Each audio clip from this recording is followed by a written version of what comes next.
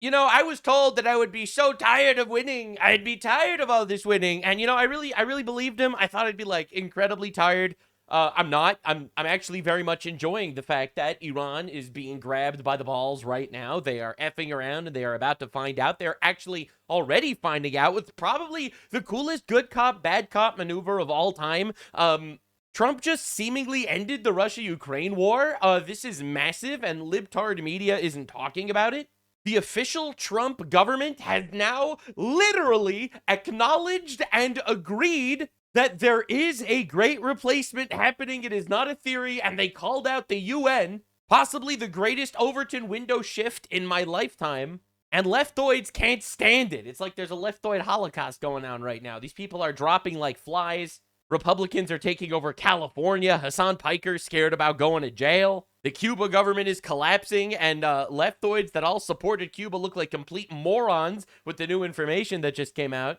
And there was literally a Democrat mayor who was just arrested for treason, officially operating as a Chinese spy. You know, it's the thing that they keep saying isn't happening when it comes to foreign nationals holding office in our country, but it keeps somehow happening. Lock in, boys and girls. Crazy deep dive today. I did all the research and all the things. You're not ready for what you're about to see. Before diving too deep into the entire Russia-Ukraine conflict ending under Trump, Iran getting massively bullied under Trump, some nice, fun news. President Trump is now considering making Venezuela the 51st state, he tells Fox. Oh my god. Oh my god. But I was told by Tucker Carlson and Hassan Pecker that you know, capturing the evil dictator Maduro from Venezuela would make Venezuela our arch nemesis forever. That attacking foreign nations will make them our arch nemesis and try to destroy us. You mean to tell me that they were completely and absolutely and utterly wrong about all of their geopolitical analyses, and actually killing terrorist dictators and removing them from power is freaking awesome, actually? I can't believe it. You mean to tell me that this blue moron on the internet was correct when all these geopolitical masterminds were absolutely humiliated in the public area? Man, honestly, what a good day. What a just fantastic day. So Justin, President Trump says he had a positive call with the Russian President Putin. This is pretty awesome, actually. We'll see where that goes. Iran responded to President Trump's peace deal, which we will be talking about very, very, very soon. But first, you have to understand the consequences of Donald Trump making peace in Russia-Ukraine. So this is Putin in 2022. Еще раз обращаюсь к военнослужащим вооруженных сил Украины. Берите власть в свои руки. Похоже, нам с вами будет легче договориться, чем с этой шайкой наркоманов и неонацистов, которые... Right, so this is him in 2022 calling Ukraine a gang of drug addicts and neo-Nazis. That's how he referred to Zelensky's government. ...засела в Киеве. And this is 2026, just now. Страна, господин Зеленский. Mr. Zelensky.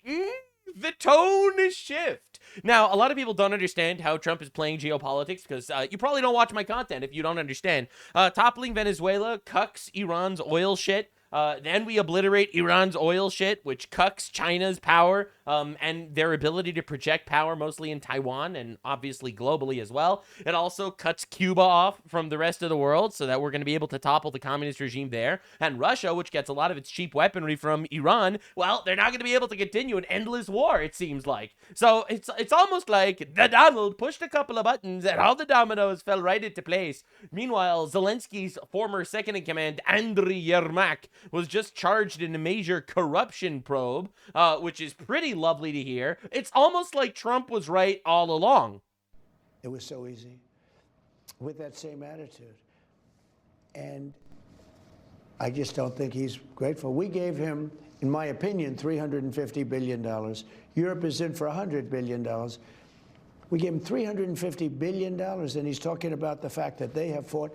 And there's a bravery because somebody has to use the weapons. But without those weapons, don't forget, I was the one that gave them the javelins that was able to knock down all the tanks. Yeah, we're giving them all this shit, and where's the money all going? It doesn't seem like it's all going to the battle. Well, it wasn't. This guy, the second-in-command at least, was charged in a major corruption probe, and we'll see if it gets any worse for the dipshits over there. Anywho, Donald Trump posted this. I have just read the response from Iran's so-called representatives. I don't like it. Totally unacceptable. Thank you for your attention to this matter. Oh my God. I told you bro was not gonna fold. Listen, man, the Donald gets what the Donald wants. That's how it works. Now, a lot of people really like the idea of not winning wars. I don't. I'm more of the mindset that actually we should fucking obliterate our enemies and win wars. So that'll either happen by you completely and utterly surrendering to our power and majesty, or you could fucking die. Those are your options. You could pick whichever one you prefer, and I'm glad that the Donald also seems to have a very similar stance in this regard. He's like, listen, we could blow you up, we could send you to hell, rest in shit, motherfuckers, sit with the rest of your ayatollahs that are already there, warming your seats for you.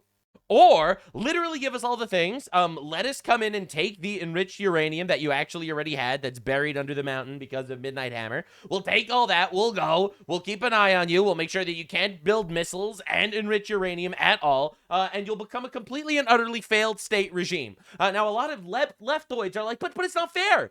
Why do we want the Islamic Republic that's occupying Iran to be like a failed state? Oh, it's simple, actually. It's because they're terrorist, evil, pedophile, goat rapists, and we don't want them actually to have any form of power whatsoever. And if you think that it's not humanitarian of us to do that, my response is simple. I don't actually give a single flying fuck. I'm America first, which means I don't want our adversaries that are chanting for our deaths in their parliament every day to have the ability to kill us. I actually way prefer if they are a completely and utterly failed nation. That's right. Hopefully the Iranian people could rise up and take power away from this Islamic Republic of terrorists and pedophiles. But even if that is not the case, I don't want them to have any power whatsoever. And I'm really glad Donald Trump has the same stance as I do in this regard. Either you give us literally everything we want, or you die. That's the options. All right. So Iran responded to Trump's peace proposal. Reports indicate that Iran has responded to the U.S. peace proposal to end the war, giving their response to Pakistani mediators. Now, initial reports in Iranian state media indicate their response focuses on ending the war and ensuring security in the Strait of Hormuz. There is no mention of Iran's nuclear program. Oh, well, in that case, fuck you, Iran. That's the Donald Trump response, and you'll love to hear it. He's like, oh, listen, man. We didn't just do this war to get back to step one, all right? Where you guys could still go ahead and make your nukes and rape your goats and shit, or whatever. No. We're not going back there. That's over, all right? You are losing your capabilities of building nuclear weapons forever. Now, it'll either be by the pen or it'll be by the sword, but you are not walking out of this alive. For the time being, the ceasefire remains in place? You know, it's unbelievably weak.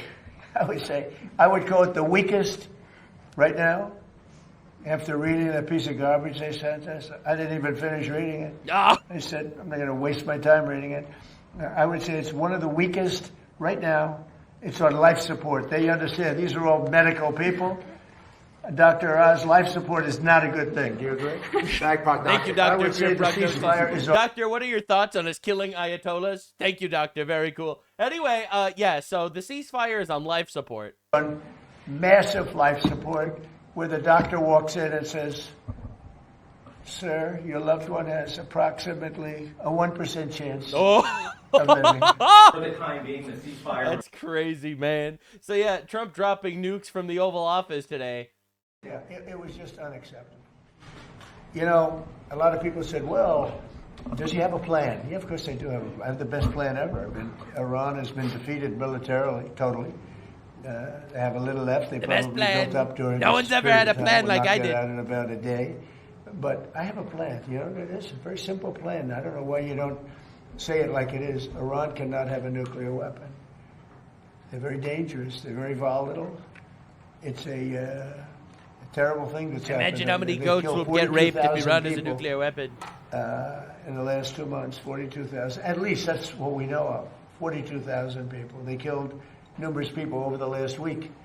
But they killed 42,000 people a month and a half ago. They were unarmed protesters, not at all violent protesters. And they started taking them out, shooting them.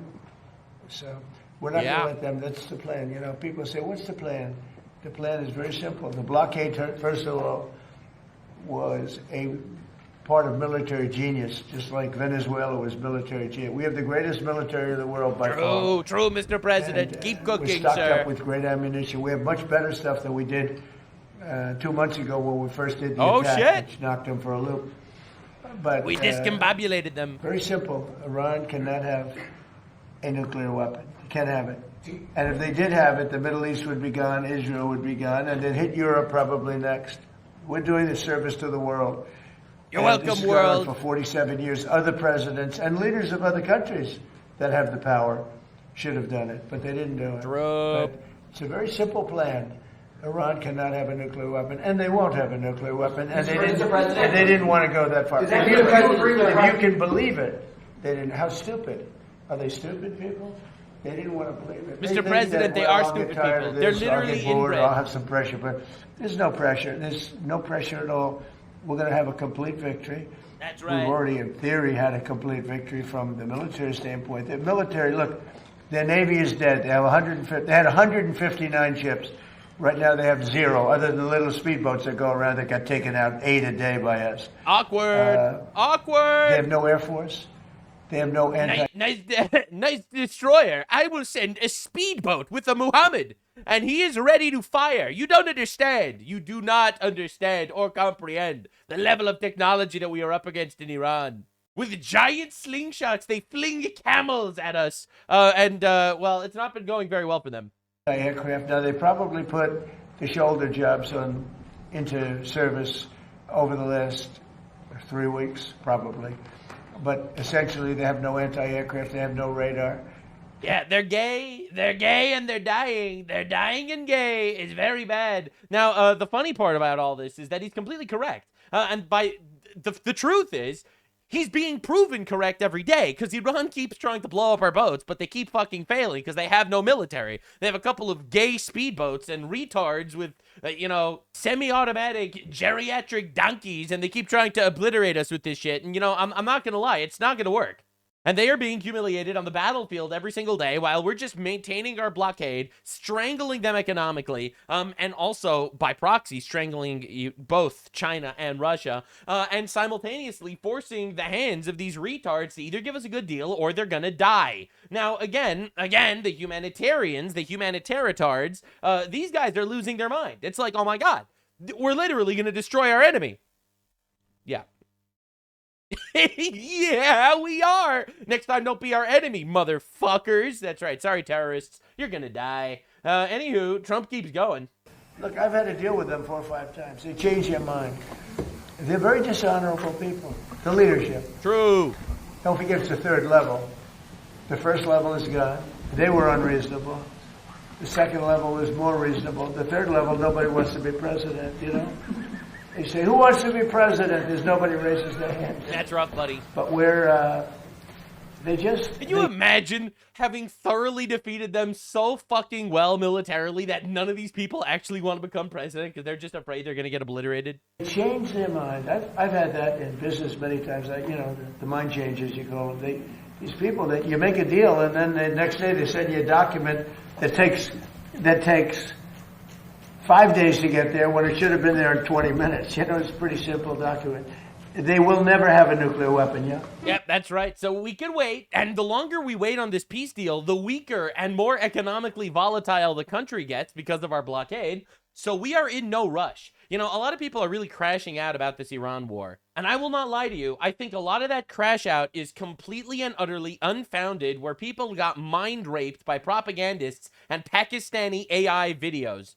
We have so thoroughly defeated their military, we are just waiting, and we have no rush to stop the blockade from happening, which is, by the way, strangling all of our enemies at the same time with incredibly minimal risk to us, thank God. And the retards have been so mind-raped by CNN, they're still crying about it. Now, just to understand, it looks like President Trump is considering reopening Operation Freedom in the Strait of Hormuz. He is now considering renewing Project Freedom, but he says this time around, the U.S. guiding ships through the Strait of Hormuz would be just one small piece of what would be a larger military operation. When it comes to peace negotiations, the president tells Fox the regime is, quote, going to fold. Joining us now is senior correspondent Benjamin Hall. He's host of the new Fox Nation special, Hope Starts Here, Murdoch Children. Yep, and it looks like things are picking up. They will either get obliterated militarily or they'll make a deal that gives us literally everything. That's right. That's how it works. Iran has been playing games with the United States and the rest of the world for 47 years. Delay. And then finally hit pay dirt when Barack Hussein Obama became president. He was not only good to them, he was great, actually going to their side, jettisoning Israel and all of their allies and giving Iran a major and very powerful new lease on life. Hundreds of billions of dollars. That's a lot of dollars. And $1.7 billion in green cash flown into Tehran was handed to them on a silver platter. Every bank in D.C., Virginia, Maryland was emptied out. It was so much more money than when it arrived. The Iranian thugs have no idea what to do with it. They've never seen money like this and never will again. It was taken off the plane in suitcases and satchels. The Iranians couldn't believe their luck. They finally found the greatest sucker of them all. God, he's so fucking good. In the form of a weak, stupid, and gay American president. It was a disaster for our leader, but not as bad as sleepy Joe Biden. For 47 years, the Iranians have been tapping us along, keeping us waiting, killing our people with their roadside bombs, destroying protests, and recently wiping out 42,000 innocent unarmed protesters and laughing at our now great again country. They will be laughing no longer. They're gay and retarded, and they will soon be dead. President Donald J. Trump. Every single one of these retards saying Trump was going to fold looks like just a complete moron right now. So this happened yesterday, and this was pretty insane, and we haven't seen Trump since this. Literally yesterday. He gets called out for a, urgent meeting with his 4-star generals. Thank you, Press. Pulitzer Prize winner, right? Thank you, Pulitzer Press. Prize. Thank you, Press. Thank you, Press. That was it. Thank you, Press. Thank you. Thank you, Press. Thank you, press. You gotta go, press. Get out, press. Sorry, press. We know you're traitors. We know you're traitors. President Trump had to head the press, leave the room so he could rush over an important meeting with a large group of U.S. generals on Iran. Oh boy, things are happening. Then, right after this takes place, U.S. President Trump and Israeli Prime Minister Benjamin Netanyahu will speak within the next hour. Prime Minister Netanyahu cut short an event at the Dead Sea and returned to Jerusalem for an urgent call with President Trump. Things are happening, guys. I don't know if anyone's aware. Things are actually happening. Meanwhile, this is all going down in potentially one of the absolutely greatest good cop, bad cop maneuvers of all time. Justin, the United Arab Emirates secretly carried out military strikes against Iran. So while Donald Trump is blockading them, all right, while we have them absolutely by the balls, strangled and dying, gargling in their own blood, hoping that they could make some money off their oil instead of all their oil pipelines just bursting because of oil excess, because they can't get rid of it because we have a blockade. So these guys are getting strangled. They have no military. They're trying to make a deal, but they don't want to give up their ambitions to destroy the world because, they're goat fucking pedophile terrorists. They're pretty bad people, actually. So these retards, while they're dying, and while we are having our hands open in peace, we would love a peaceful ending. Donald Trump says we want peace. There will be laughing no longer, but we will have peace. And while this is going on, our buddy in the United Arab Emirates is bombing the fuck out of Iran. So we are like, what do you mean? We are nice, peaceful, wholesome chunguses. What do you mean you're getting bombed by the United Arab Emirates, our ally? That's crazy talk. Why don't you use your military to defend yourself? Oopsie poopsie. Do you not have a military, perhaps? Now, Iran tried to strike back at the United Arab Emirates. However, U.S. Ambassador Huckabee confirms that Israel is sending Iron Dome missile defense systems to the United Arab Emirates. So it seems, so this is insane, by the way, all right? For those of you at home that are not paying attention to geopolitics, you are missing out on potentially one of the greatest upheavals of the actual global order ever. We have actual peace in the Middle East, ironically, on the table for the first time in a really long time, without a single fucking boot on the ground, no manufactured Bush-style democracy building, no infinite obungus drone striking in Libya. All right, this is insane. United Arab Emirates is attacking Iran while we are doing a peace talk, and Israel is supplying weaponry to the United Arab Emirates to defend them. This is unprecedented, and it's all thanks to Donald J. Trump, our presidente. Now, Netanyahu says it's time to end Israel's reliance on U.S. foreign aid. He's actually been trying to do this for a while, which is good, because I don't want to be giving them money. I'm way too Jewish to be giving money to Israel, okay? All right? Whatever you do, don't point out how the Israelis have been wanting to get rid of American foreign aid for years because they don't like the military and foreign policy concessions we force on them. You're a Jew if you point out that America controls Israel and not vice versa. Everyone knows that America controls Israel, except for, like, some of the dumbest fucking retards on the planet. People that thinks it's the opposite, that a country the size of New Jersey in the Middle East is somehow controlling the United States of America and not vice versa, are actual brainlets that are trying their best to blame their own inadequacies on something that's outside of them. Oh, you know the reason why I don't have a girlfriend and I'm fat and ugly and refuse to go to the gym? Because of Israel. I'm sure it is, brother. You tell yourself that. But anyway, Netanyahu wants to be off the foreign aid because obviously Israel wants to act in their own interest. And as it stands right now, we control Israel because we give them $3.8 billion a year. You know, which is less than Somali leering centers have been taking, but still a heck of a lot more money than I want to be giving them. I am against all foreign aid, essentially, unless it's like certain circumstances or certain things that we could view as a charity. I don't actually like the idea of foreign aid in general.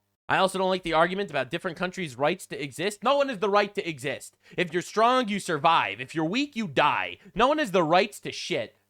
So, man, it's been wild watching this happen. So, Cenk Uygur, everyone's favorite retard. The media is reporting that Netanyahu said Israel shouldn't take any more money from America. Actually, that's not true. Netanyahu himself announced that himself. It's not the media reporting. Anyway, that's to give him credit so he looks good to Americans who are sick of paying his bills. Reality is he said that we should continue it for another 10 years. No, let's end it right now. All right, like, this is literally Schrodinger's Islamist right here, man. It's like, thank you for U.S. military foreign aid. No! No thank you for U.S. military foreign aid. No! Literally can never win, ladies and gentlemen. The Islamists that are trying their best to mind rape Americans through retard propaganda, they are doing their absolute best here. It's bad when Israel does take foreign aid. It's bad when Israel doesn't take foreign aid. It's bad when they are a good ally. It's bad when they're not a good ally. It's bad when we use their technology for our phones and our hospitals. And it's also bad when we use their technology for missile defense systems and shit. Oh, and it's also bad when we don't use their technology.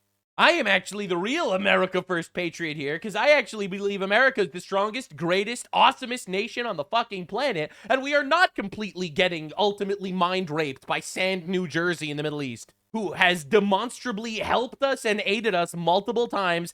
Yes, despite the fact that we're giving them way too much fucking money. Don't get me wrong. I don't want to be giving anyone money. I'm way too Jewish to be giving money to the Jews. Anyway, Department of War is now investigating Senator Mark Kelly, all right, for revealing classified information about U.S. weapons stockpiles on TV, which is incredible.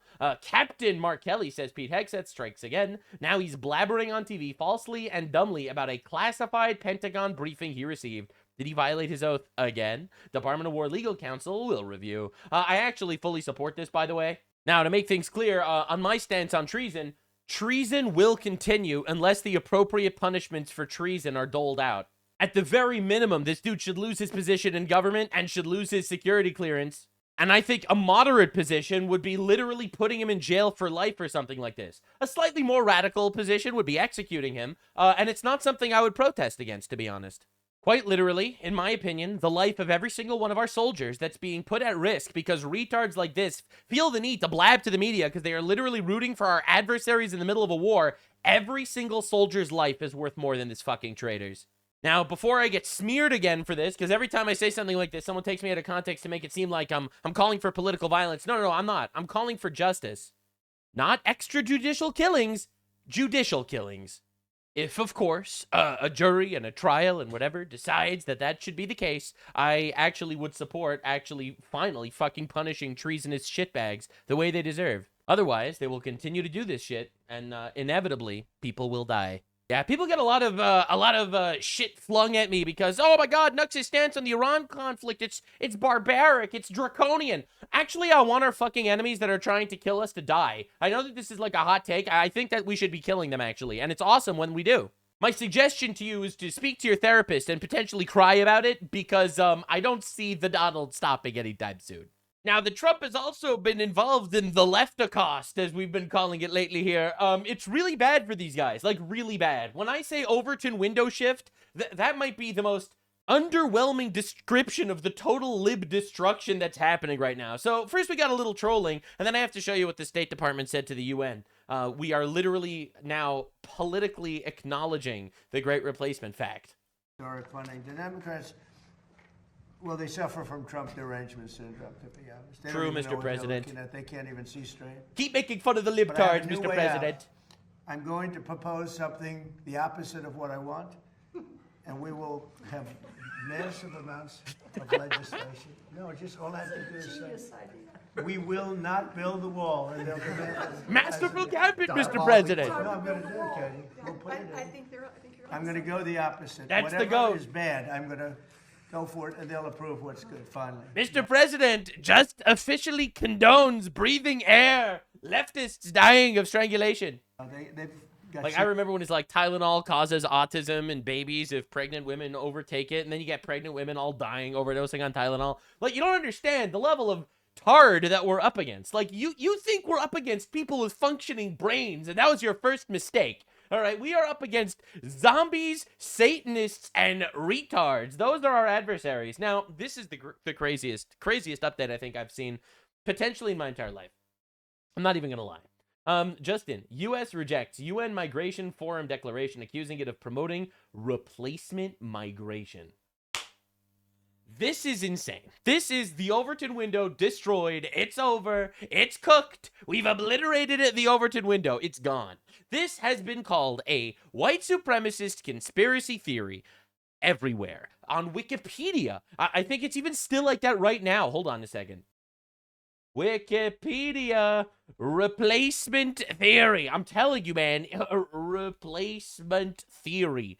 Like, they have been trying their best to make this sound like some sort of crazy, unhinged conspiracy theory that has no basis in reality whatsoever, and you're all crazy. You're all insane, crazy people if you didn't notice, or if you're a racist, bigot, if you don't like the idea that your entire city is now just Indians and Muslims. You're probably just crazy.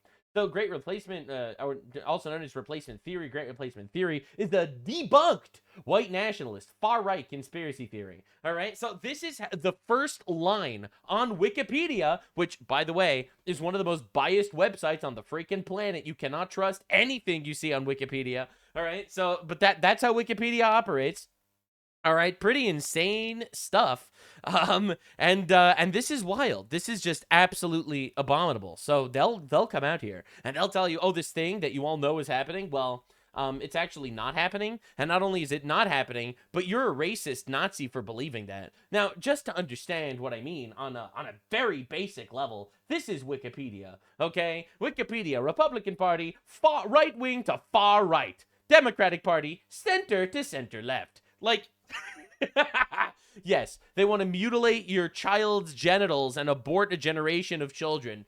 The moderate centrist opinion right now, according to Wikipedia. So again, understand that this is massive. So when I first saw this, I thought this had to be a joke. The fact that we're literally rejecting the UN's Migration Forum because we're accusing it of replacement immigration, that's insane. U.S. rejects UN Global Migration Pact. Rubio State Department issued a statement condemning replacement migration. That's crazy. There's no way this is happening, right? Right? The Department of State, from Marcus Rubius, first of his name. Last week, the United States refused to participate in the UN's review of the Global Compact on Migration. The United States objects to the Global Compact on Migration and the UN efforts to facilitate replacement migration to the United States and our Western allies. This is not mincing words. This is stating not only are we getting replaced, but you're facilitating it on purpose. This is insane. Overton window destroyed, obliterated. UN agencies systematically facilitated mass migration into America and Europe, even as citizens of these nations called for restrictions on migration. Now the Global Compact's latest report urges nations to expand migration pathways and pursue regularization of migrants. UN agencies working with NGOs they fund, interesting, they also make billions off of it, established a migration corridor through Central America and to the US border. As the American people has suffered under an unprecedented wave of mass migration, the U.S. was on the ground pipelining migrants to our southern border. I'm getting more vindicated every single fucking day. Everything I say just turns out correct. I don't know what's going on here. It's pretty insane. Yes, the United Nations is our enemy. It is the globo-homo agenda that hates God and hates the West and is trying to destroy us by importing infinite retards. UN officials greeted migrants along the route through the deadly Darien Gap. UN-funded NGOs handing maps to migrants en route to the U.S. That's crazy. After facilitating mass migration to the U.S., United Nations agencies condemned the deportation of illegals. All right, so they flood our country and then condemn us when we deport it. That's how the UN operates. All right, and guess who's on the UN fucking voting for this shit? Every fucking third world shithole country gets a vote in the UN. All right, you got Somalia voting about how we are not allowed to deport Somalis that are invading our country. Just listen to this fucking shit, man. That's crazy. As Europe has endured sustained migratory pressure, UN officials staffed all ends of the Mediterranean migration route from the coast of Libya to the shores of Aegean to the islands of Greece. These UN agencies condemned frontline states who refused to open their borders. While the United Kingdom faced unprecedented illegal boat crossings, UN agencies condemned plans for deportations. Holy shit! UN officials lobbied aviation regulators to prevent the deportation of migrants. An appalling violation of the UK's national sovereignty. Just such a fucking good way it was written, man. Remember, this is the United Nations. The retards that yelled at us for capturing fucking Maduro, right? We captured Maduro, the terrorist dictator guy. All right, and these guys were losing their mind. Oh, no, how could you capture it? It's violating the national sovereignty of Venezuela. That this communist dictator is being, overthrown. Like, but you are violating the UK sovereignty by sending in infinite migrants and preventing their deportation. The Global Compact on Migration claims to support safe migration. For the citizens of Western Asia, mass migration was never safe. Oh my fucking God. It introduced new security threats, imposed financial strains, undermined the cohesion of our societies. The United States will not legitimize global compacts that enable mass migration into America or Western nations. Under President Trump, the State Department will facilitate remigration, not replacement migration. God! I can't believe this is happening. This is insane, by the way. This is Marco Rubio's Department of State, okay? This isn't some random blue cartoon retard YouTuber saying this shit, who's been, yes, completely and utterly vindicated by reality. But this is crazy. This is insane. Directly calling out the actual, the UN facilitating replacement migration. This is just an absolute and complete cultural victory right now. No matter how many retards and morons on Wikipedia are going to label you as some far-right fascist, my response to all of them is very simple. I don't fucking care.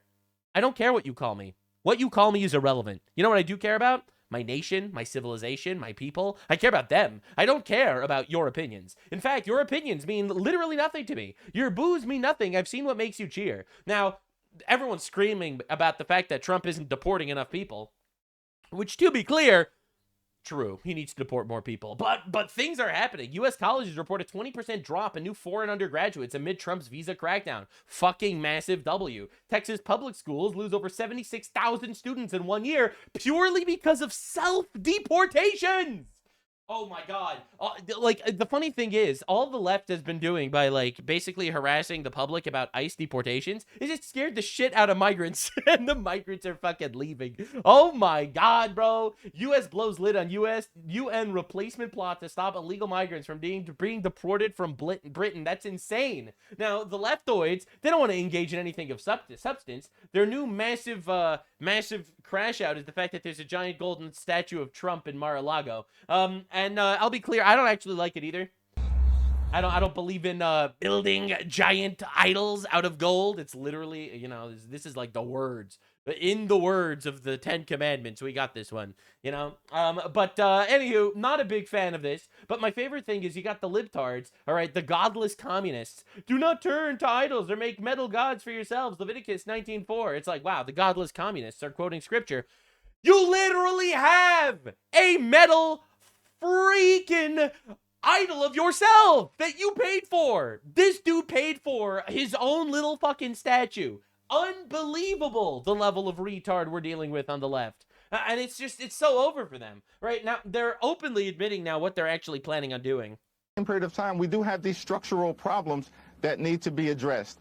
We've got to, for instance, make sure we pass the John Robert Lewis Voting Rights Advancement Act so we can end the era of voter suppression in the United States of America once and... Yeah, there's unfortunately too much voting. There's not voter suppression in the United States of America. If anything, we need to remove universal suffrage, not add voting rights to illegal aliens. For all. We have to end Citizens United, dramatically reform our campaign finance laws to stop the ability of these deep-pocketed special interests to intervene. And we are going to have to explore massive judicial reform, state by state and at the federal level, and everything should be on the table as far as I'm concerned. Yeah, I'm really glad that they say the quiet part out loud, because this is something I've been saying for a long time. Every single person on the right that's like frustrated with Trump because we're killing terrorists in Iran or something, and now they're like, we have to vote for the Democrats. You people are fucking retards. You're either ops or you're retarded. There's one. It's one of the two. I don't want to get involved with specifics right now, because I think everyone has a slightly different ideology when it comes to stuff like this. But this is fucking bullshit, man. This is absolute fucking bullshit. This dude's directly stating that when the Democrats come into power, they're going to reform all the judges. They're going to add seats to the Supreme Court. They're going to pad out the courts with leftoid judges. They're going to rape our nation forever. They're going to give voting rights to illegal aliens, and we will never win another election again. Say hello to infinite India jutsu, because that is what's coming to our great nation if the left wins. All right, that's why they need to be thoroughly fucking humiliated and destroyed. All right, just understand. Now, LA mayoral candidate is actually doing this. This is Spencer Pratt. Spencer Pratt is running for mayor in LA. He's a Republican, which is insane. A Republican becoming the mayor of Los Angeles, the fucking most hedonistic, gayest city on the fucking planet. You really think so? You really think Sodomy Studios at Hollywood is going to be happy about this? Well, he might actually win. Currently, there's like a 40% chance that he's actually going to win, which doesn't seem very high, but you know what? You know what? Things happen. So he's actually going out there, literally swinging at the actual administration that's been fucking LA for a really long time.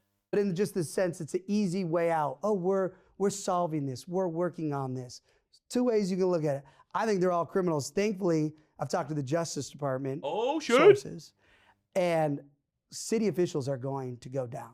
They are complicit. Right. That's right, baby. That's what I want to see. Oh my God, is he prosecuting his political opponents? I fucking hope so. His political opponents fucking suck. That's right. I'm not one of these cucked out retards that's like, well, actually, I think that we need to be principled about not going after our political opponents. Nope.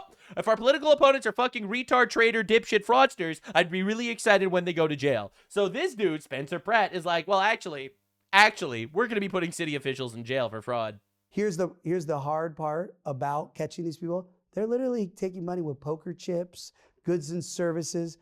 Criminals are smart now. They're not just saying, Zell me the money. Right. But from my sources, we are going to see actual city officials go down. Not quick enough, because they got to frame these people up. But again, how does Spencer stop this when he's mayor? I've met with the criminal investigation team at the IRS 6 times.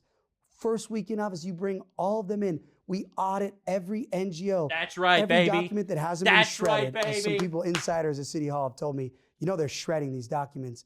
I have more faith in my criminal investigation team. They'll be able to figure out without the documents, even if they're shredded. But that's what's happening.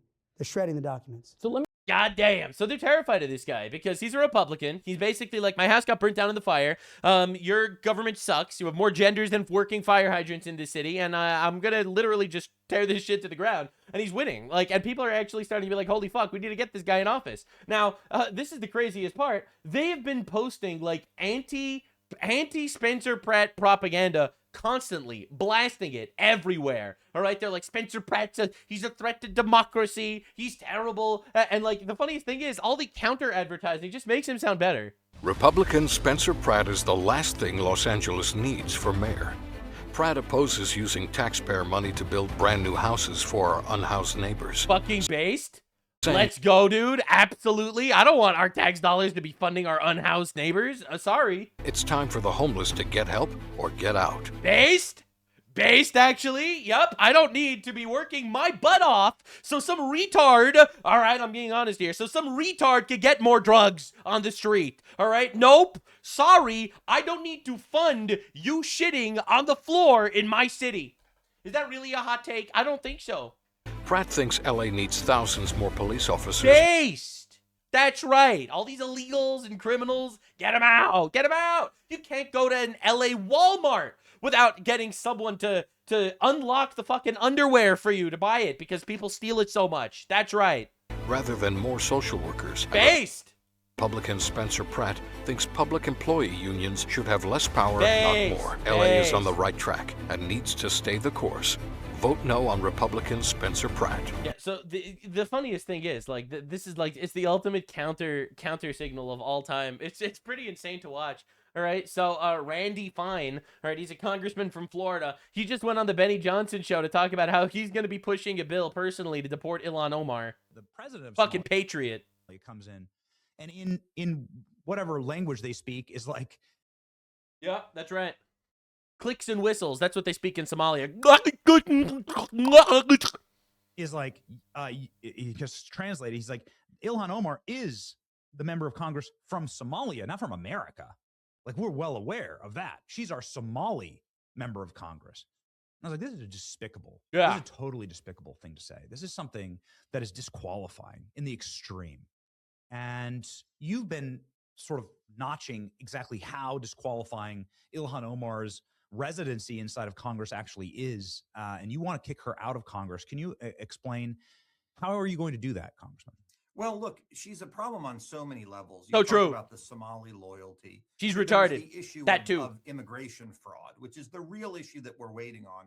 There's a belief by many, and the president has talked about it, that she married her brother in order to help bring him into the United States. We have seen a massive problem with immigration fraud in the Somali community. Yeah. But then there's the third level of problem, which is welfare fraud. Oh, We've shit. seen tens of billions of dollars of fraud in Minnesota. Oh, We yeah. see that more than 80% of Somalis that have come to the United States continue to be on our welfare programs. And it appears that Ilhan Omar is tied up to her neck in all of that. It does appear that In way. fact, the Minnesota State Legislature is doing an investigation. They asked her to cooperate, and she has refused. Oh, my. If she was innocent, what does she have to hide? So we're waiting on a lot of that to come out. That's Both right. The welfare fraud, the immigration fraud, and then we'll take action. Because someone who engaged in immigration fraud not only shouldn't be in Congress, they shouldn't be in the United States at all. That's what I'm talking about, baby. Patriot. Patriot. What can I say? He's a patriot. That's what I'm saying. Fuck yeah, dude. That's what I want to hear. Absolutely. Bro, it's really not going well for these people. Like, I don't think people are understanding the crackdown that's happening. And when news comes out like this every single day, it really starts to get people to wonder about if maybe the Democrats that are in charge of all these blue cities are the problem. New York City woman declined to press charges against Subway shover because she didn't want to put another black man in jail. Weeks later, he allegedly killed a retired teacher, 76 at station. This libtard's empathy killed this teacher. Just to make sure you understand what this means. This is why the criminals need to go away. And I don't care what race they are. I don't care what gender they are. I don't care what genitals they have. If they're criminals, they gotta go to jail. That's it. Period. The end. All right? We have to stop with this bullshit. It's crazy. Now, a lot of people are wondering how the Dems actually win with their policy so shit. Well, you know, they found lots of people born in the 1800s that voted in Pennsylvania. Dozens of votes came from Pennsylvania. Suspiciously, every single one of them voted for Biden. Coincidence? Coincidence that all the dead people are voting for Biden? Now, I think this is massive to talk about. Arcadia Mayor Aileen Wang admits acting as foreign agent for China in plea deal. So this isn't allegedly, this isn't potentially, this isn't we're going to see some sort of court case. This happened. People see stories like this once a month and still say China's a distraction from the real issues. My guy, China is a massive adversary, and Trump absolutely cucking China by obliterating their oil pipeline in Iran and Venezuela is fucking awesome, actually. It is the geopolitical dominance that I am super fucking happy to see, and this is crazy. A Democrat mayor was a Chinese spy. What are we even doing here? Why are we having foreigners in our government? I've been saying this literally fucking forever. We cannot have foreigners in our government. You need to get radicalized in this because the foreigners' allegiance is not to our country. It's always to their own land. Every single time. I have yet to see one example where this is not the case. And before everyone crashes out, yes, that's all of them. I don't care what country they're from. Somalia, India, Pakistan, Israel. It doesn't matter. If you have a foreign nationality, you cannot serve in our government. This is fucking absurd. And this is just the newest example of all that. The FBI of Los Angeles, the mayor of Arcadia, Aileen Wang, 58, has been charged in federal court with acting as an illegal agent of the People's Republic of China. Holy fucking shit, man. When are people going to finally wake up and recognize that it's not racist to not want foreigners in our country or our government? in our country in small doses that can assimilate whatever. That's to be discussed. In our government, this is a fucking national security risk, and it's not one that I'm willing to take. And yeah, the noticing is happening. People are really, really excited that the Overton window has been shredded. That replacement migration is not a conspiracy theory, it's a conspiracy fact. And everyone's talking about this, even the normies. The most popular science channel in the world 5 years ago, this would have been unthinkable. Germany. That's right, baby. This is crazy. Is over. What happened to the fun science? Let me guess. Kyrgyzstan will not once mention migration at all. They do? No way. Okay, but what about immigration? This is literally Science Slop Wholesome Chungus YouTube channel bringing migration into the public discussion floor. You don't understand. The Overton window didn't just shift. It got obliterated. You know why? Because Donald Trump won the president election on the United States of America. That's why this discussion is happening. All right? To every single person that's upset and regrets Trump winning, they're traitors. Traitors to America, traitors to the West, and traitors to God. Because that means that they want not only the infinite migration issue that would happen with a Democrat win, but also they don't even want these discussions to be had. These people are fucking evil. Whatever your opinion on immigration is, pro or against, please put it in a box and ignore it for a moment. Sure. We only want to look at it from one perspective. Can it solve the population crash? That's right, baby. We're talking about a replacement migration. Let's look at the population again. And this is going to be a really hot take for you, and this is something that is not being discussed. It's like a lot of people are discussing the fact that, you know, we're getting replaced ultimately. You know, every country on the planet is getting replaced by Indians, whether you like it or not. Indians, they work hard, and they basically, they'll treat their employers with respect, and every single country will import Indians. All right, so let's use Indians as our example over here. Because I don't think Indians have like some sort of global conquest in mind. They're just doing it by accident. You know, Muslims actually want to conquer the world. So I'm not even bringing that involved. Let's just talk about Indians for a second. Because if you want to get radicalized, did you know that only 2% of Indians are outside of India right now? And they've already taken over like the world. Okay? So just understand for like a fucking second what we're dealing with. They're talking about how Germans are being replaced with Indians. They're not talking about the fact that actually that comes with a whole slew of cultural differences as well. This is not just about the ethnic cleansing of the German people, which is happening in every single Western country on the planet because of low birth rates, because of abortion and feminism and all that shit, and replacement through infinite migration. But also, it's drastically changing the culture, because the culture of a country is not decided based on its geolocation.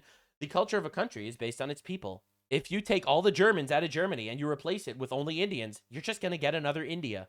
This is the one extra step that no one is willing to contend with, because this opens up a whole lot of questions like, hold on, are some cultures just fucking inferior actually, and we don't want them taking over superior cultures? The obvious answer is yes, but the retards don't want to actually get involved with that one. If a country's pyramid looks like this and you want to stabilize it at the bottom, immigration won't do that. If birth rates stay as low as they are, or go down even more, then the German population will continue to shrink. And to keep it stable, it would constantly need to be replenished by new immigrants. No matter if you think this is a good idea or not, it's not actually possible. Birth rates are crashing everywhere. Eventually, Not in Africa. You know why? Because we give them all sorts of shit to allow them to have infinite babies without actually needing to worry about developing their society whatsoever. That's right. We are giving trillions of dollars to create infinite Africans, ladies and gentlemen. immigration around the world will slow down massively. The world is running out of young people. So immigration can delay the issue a bit and ease the consequences, but that's it. Germany either has to solve its demographic crash or its welfare state and pension systems will break. Damn. Yeah, because they're going to give infinite money to the retards that are coming into the country that don't actually want to work. They just want to rape you. Finally, you get people saying this shit. Even 5 years ago, I feel like saying something like that would be totally unthinkable. Oh, yeah. 10 years ago, there's no way it would happen. This is the Trump domino effect, and this is why the libtards are terrified, because the toothpaste is not going back in the fucking tube. And now there's people that are actually voting on it and parties running on it. What is this? Miss the situation. Quote retweets are crazy. Okay, let me see this. There's an advert in Germany promoting contraception. It teaches young white couples to have threesomes with migrants. What the fuck? Yeah.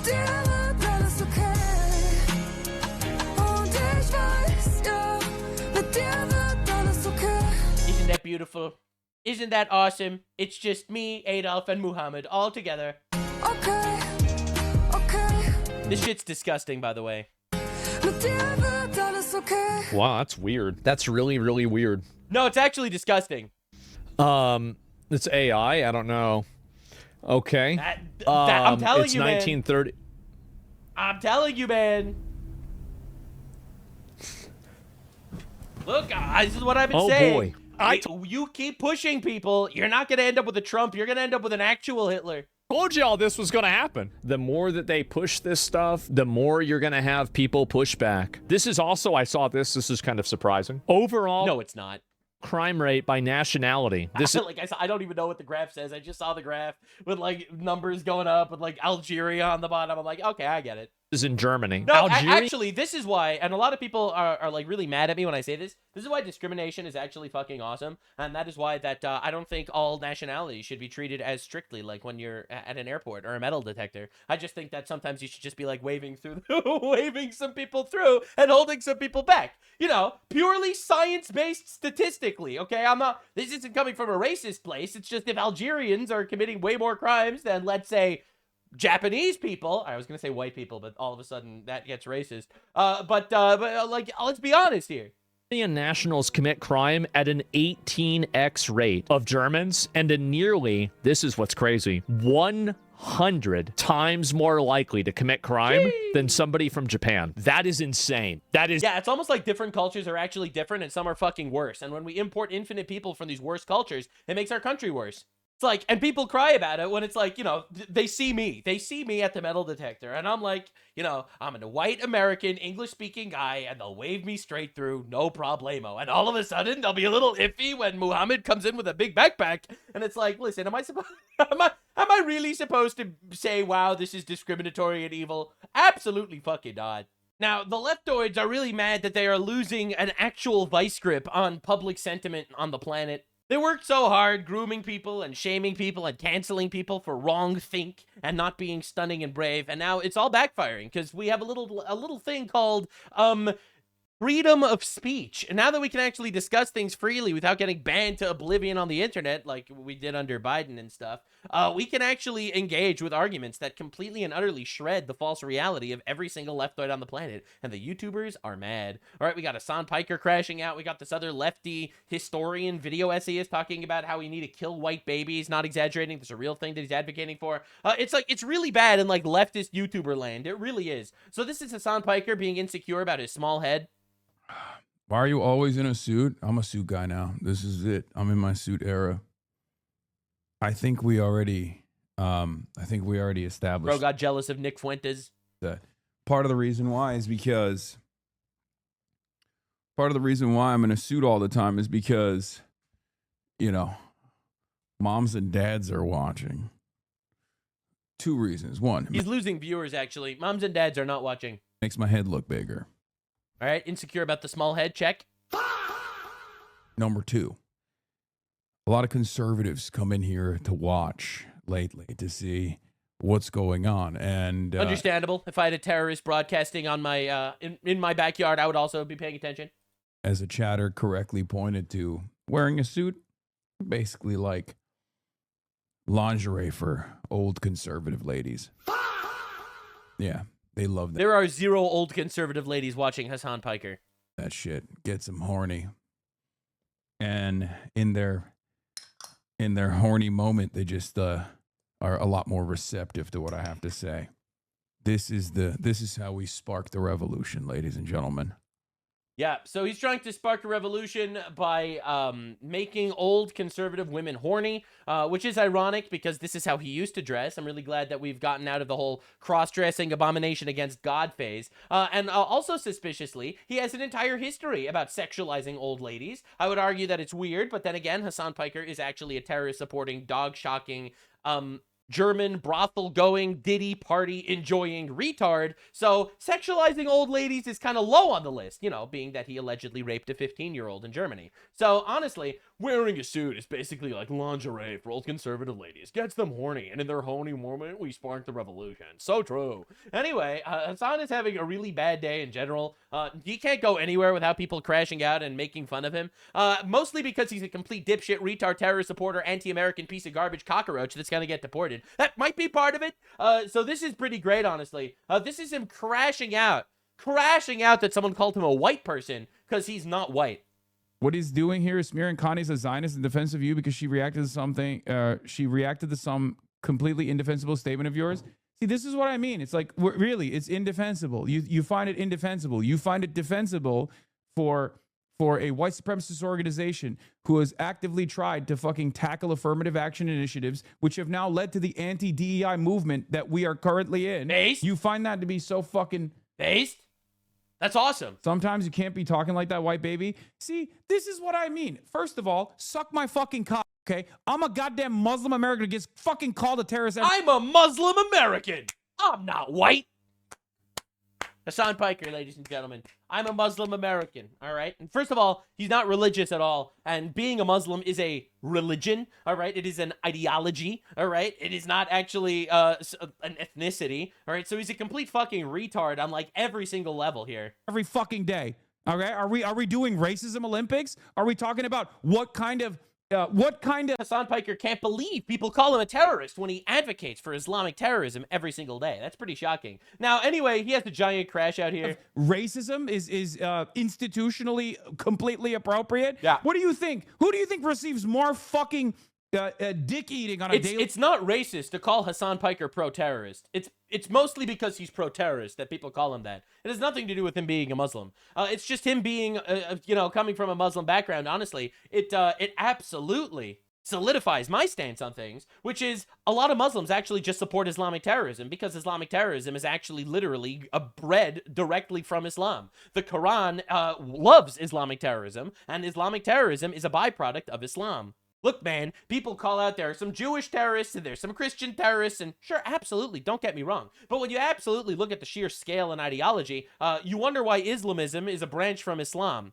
I don't see a single Christian out there praising Christian terrorism. I don't see Jews out there praising Jewish terrorism. I see Muslims praising Islamic terrorism a lot. And not just like random Muslims that aren't afraid of a camera being on them. I mean, Hassan Piker, Cenk Uygur, Mehdi Hassan, all these massive, Zoran Mamdani, all these fucking guys. They all support it, actually. Daily fucking basis.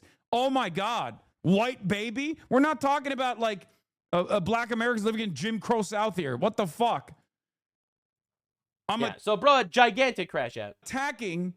I'm attacking anti-DEI policies because I am a Muslim extremist supremacist. Now, the funniest thing is, Hassan Piker has a giant history of hypocrisy. Even if I said personally, like, oh, I'm not Muslim, Islam, blah, blah, blah, it would still not work because people would still, that's how bigotry works. People still go, well, you're from a Muslim country, your name is Hassan, I don't really know. Right, so Hassan used to say calling him a Muslim is bigotry because he's from a Muslim country, but he's not actually a Muslim. Now, when someone calls him white, right, he's Schrodinger's Muslim. Understand what we are dealing with here. You cannot engage with leftists in any capacity where you expect even a modicum of intellectual honesty. And the reason is because they fucking lie. Because leftists do everything in their power to lie and control you. They'll tequila your ass, and they will enjoy doing it. Words mean nothing to these people. They use them to manipulate and destroy you. So in this clip, it's Hassan Piker crashing out that someone's calling him white because he's a Muslim American. In this clip, it's Hassan Piker crashing out that someone called him a Muslim, and that's bigotry because he's actually white. And if you think that's a one-time case, well...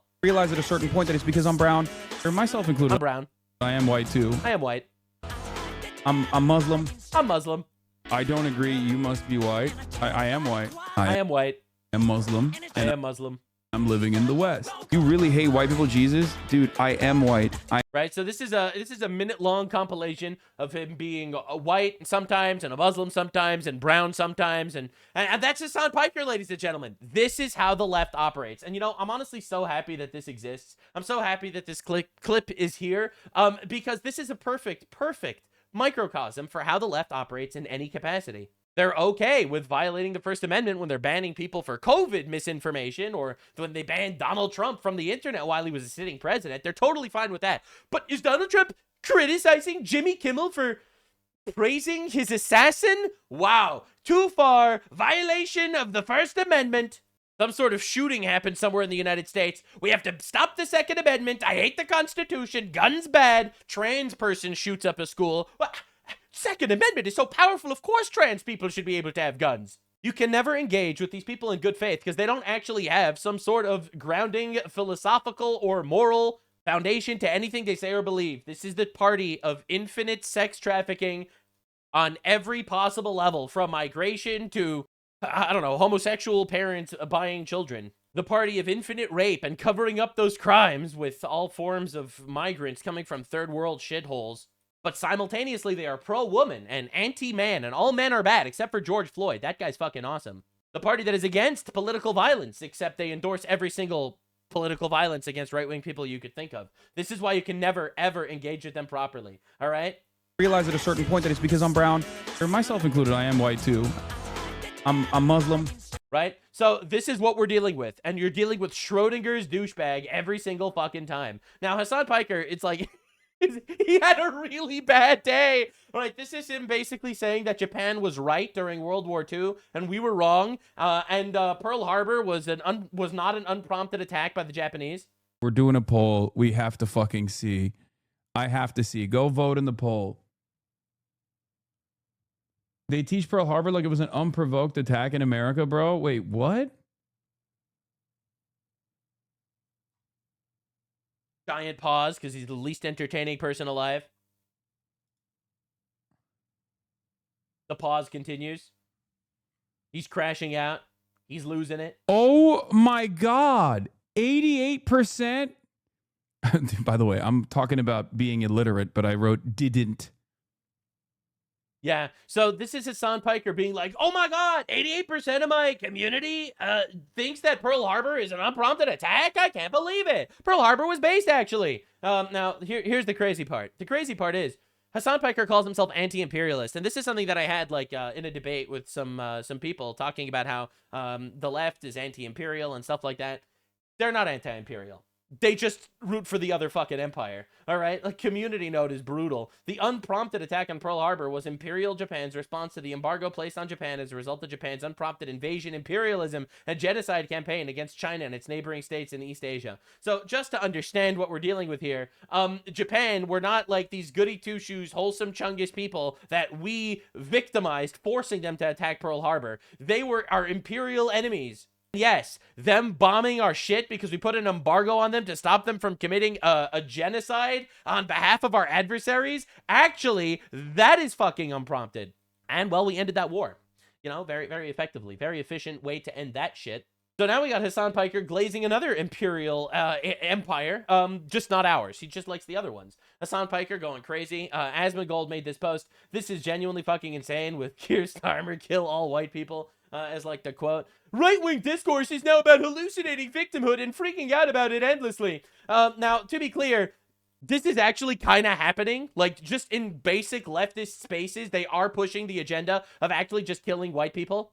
But even more than that, my guy, your entire political party has a gigantic crash out if someone uses the wrong pronouns. Like, what are we fucking talking about, dude? We have people crying that ICE is deporting illegal aliens. Oh my lord, these people suck. And I'm so glad that people like Asmongold are finally realizing the actual fundamental issue with a lot of these Islamic commentators in our country, all right, that shouldn't be here, like Mehdi Hassan. And it's so fucking awesome to finally see it. All right, I've been saying this for so long, and Asmongold is like, wait a second, why does every single Islamic political commentator just support Islamic terrorism or something? I don't know, man. Maybe it's the religion or something. That's a death cult. I don't know, bro. Maybe. Oh, this guy is such an idiot. Like, this is another, by the way, Mehdi Hassan is another terror supporter. Like, Mehdi Hassan is the same as our Hassan, that he is another jihadi supporter, normalizer of Islamic terrorism. That's right. Whenever there is Islamic terrorism, you can rely on Mehdi Hassan to come up with an excuse for why it's okay. That's right. Actually, raping Jewish girls on October 7th is justified in context, says Mehdi Hassan. Yes. Also, there is no Islamic genocide of Christians in Nigeria. What are you talking about? The Muslims are the victims. It is a disgrace that he's even in. I don't know. Does he have American passport? We should just get rid of that. So true, bestie. So true. Need people like that here. It's crazy. Yeah, I think Asmongold, maybe it's because he's better faith than I am in these regards. I just try to be brutally honest in general. But I think he doesn't understand exactly what Islamic teachings are. And if you would, have read the Quran, let's say, or, actually pay attention to what's being said, he would totally understand where this is coming from. It's not because he's downplaying Islamic terrorism because, white people bad and stuff. It's because he actually supports Islamic terrorism and wants the total conquest of the West. He was caught on camera saying that, Jews and Christians are the worst of creatures, which is a direct quote from the Quran, and saying that all people that have not embraced Islam are like animals and pedophiles, the quote. All right, so, again, duh, we got to get rid of these people. Hello, pay attention to what's happening. All right, Sneeko crashing out. Getting in the ring is for Goyim. We can bloody our faces, spit on each other, insult your faith, and curse his mother. Yes. They're calling it the most raped statement ever, possibly. That's right, ladies and gentlemen. Sneeko, gigantic cuck. It's pretty incredible stuff. Now, just to understand what's happening in the West, this is the Hezbollah flag in the crowd leading a protest in New York yesterday. This just happened last night. This is a Hezbollah flag. This is a terrorist organization designated by the United States, funded by an adversary that we are currently at war with, by the way. We are literally at war with Iran, which funds Hezbollah. Hezbollah killed 240 of our Marines in Beirut. These people are terrorists and our adversaries, and we have these fuckers in our country waving their flag. We do not need to live like this. This is insane. All right, now Dan Blazarian, who's like a massive friend of Qatar. He recently did this whole trip to Qatar and stuff. He's trying to run for Congress and he's gonna get absolutely slaughtered by this fat guy over here. He's fat dude's gonna fucking kill this guy. So this dude's talking about how he's anti-war and pro-peace. For the president, what would you do? I would declare war on Israel. I would cut off, at a minimum, I would cut off all foreign aid. I would let Iran have free will to do what they want with Israel. Iran lost to Israel, literally one-on-one a couple months ago.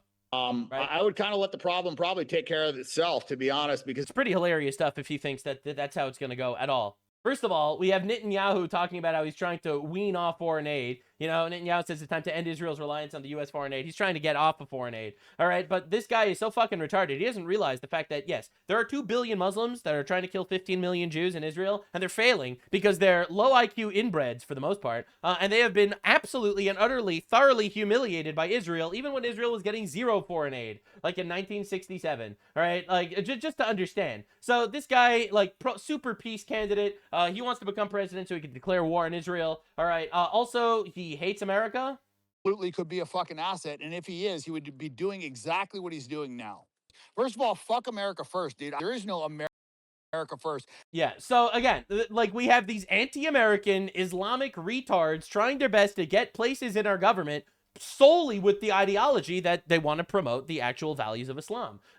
Complete and utter subjugation of the Western world, destruction of Israel, etc., etc. These are the actual political aims and agendas of these people. All right, you shouldn't be surprised. Honestly, the only real battle in the world today that I see worth fighting is fucking, exterminating Israel. I would sign up tomorrow and go fucking put boots on the ground and go fucking kill Israelis. That would be a great day for me. I would fucking sign up on the fucking draft waiver wherever. Give me a rifle and send me the fuck over there. I truly believe that the majority of that country is evil. And right, so just understand, this is Dan Blazarian and Sneeko, Islamic retards, basically crashing out and crying about how actually he wants to go and just murder some Jews in Israel or something. Again, this is the political ideology of these people. And of course, he's losing massively. As you can see, bro has a 14% chance of winning against Randy Fine. Oh, bro's gonna get obliterated by a fat Jew.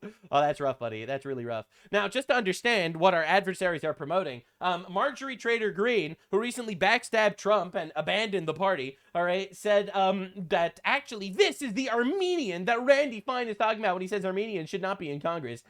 Based, actually, I don't think we should have any foreign people in our Congress. Dan Blazarian is fighting against Zionist entities. All right, so remember, Marjorie Trader Green over here abandoned Trump, stabbed him in the back, and by CIA op, I just completely ran off, claiming that actually the America First stance is allying up with Islamists and retards. All right, the very, very cool and based. Now, again, this is Marjorie Trader Green here. Common American man and woman, for the common American man or woman. American jobs, the average American family, the American dream. Make America great again. America. All right, so she is very, very all about America, so pro-America that she's allying up with Islamists.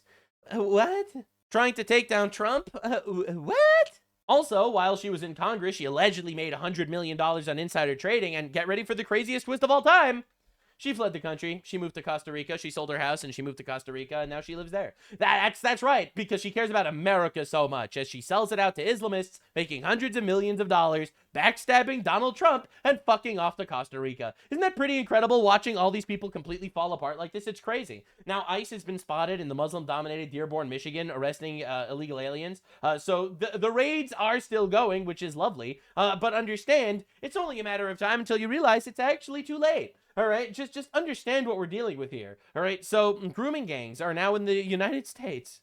Is your friend right here? Why are you talking to little boys? Why are you talking to little boys? Why are you sorry? Why are you talking to little boys?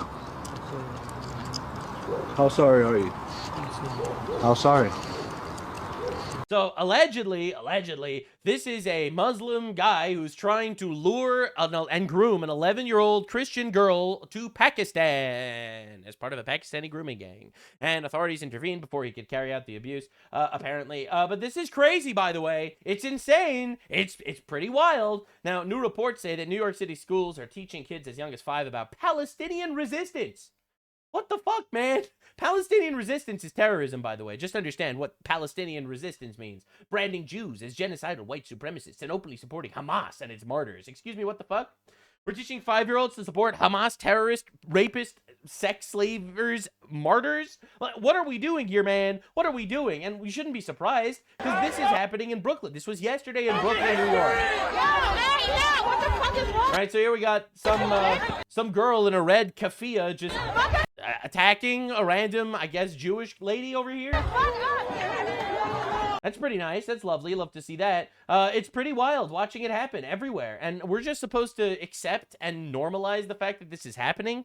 So yes, there is a major issue, and the issue is not a couple of radical Muslims. The problem is Islamism as an ideology. And I know that it's hard to hear, and it sounds like it's bigoted, but it's not bigoted, actually. All right, it's really not. This is not racist against some sort of ethnicity, although, I mean, we can go there at some point, but that's not what we're doing today. This is an ideology that is toxic, and that if you understand religious doctrine at all, or how people act when they are fundamentally part of a religion, you know, they act like basically what the culture designed by the religion basically gets them to do, you will start to realize that maybe actually we have a major problem on our hands, right? We could look at our buddies over there at England, watching them cope over the gigantic mass rapes of millions of girls, but we have to pay attention to what's going on here. It is not a surprise that actually, you know, you got your America First patriots all supporting infinite Muslim migration into the country, all right? That you got your Trump backstabbers fucking off and leaving the country while supporting Islam-approved Dan Blazarian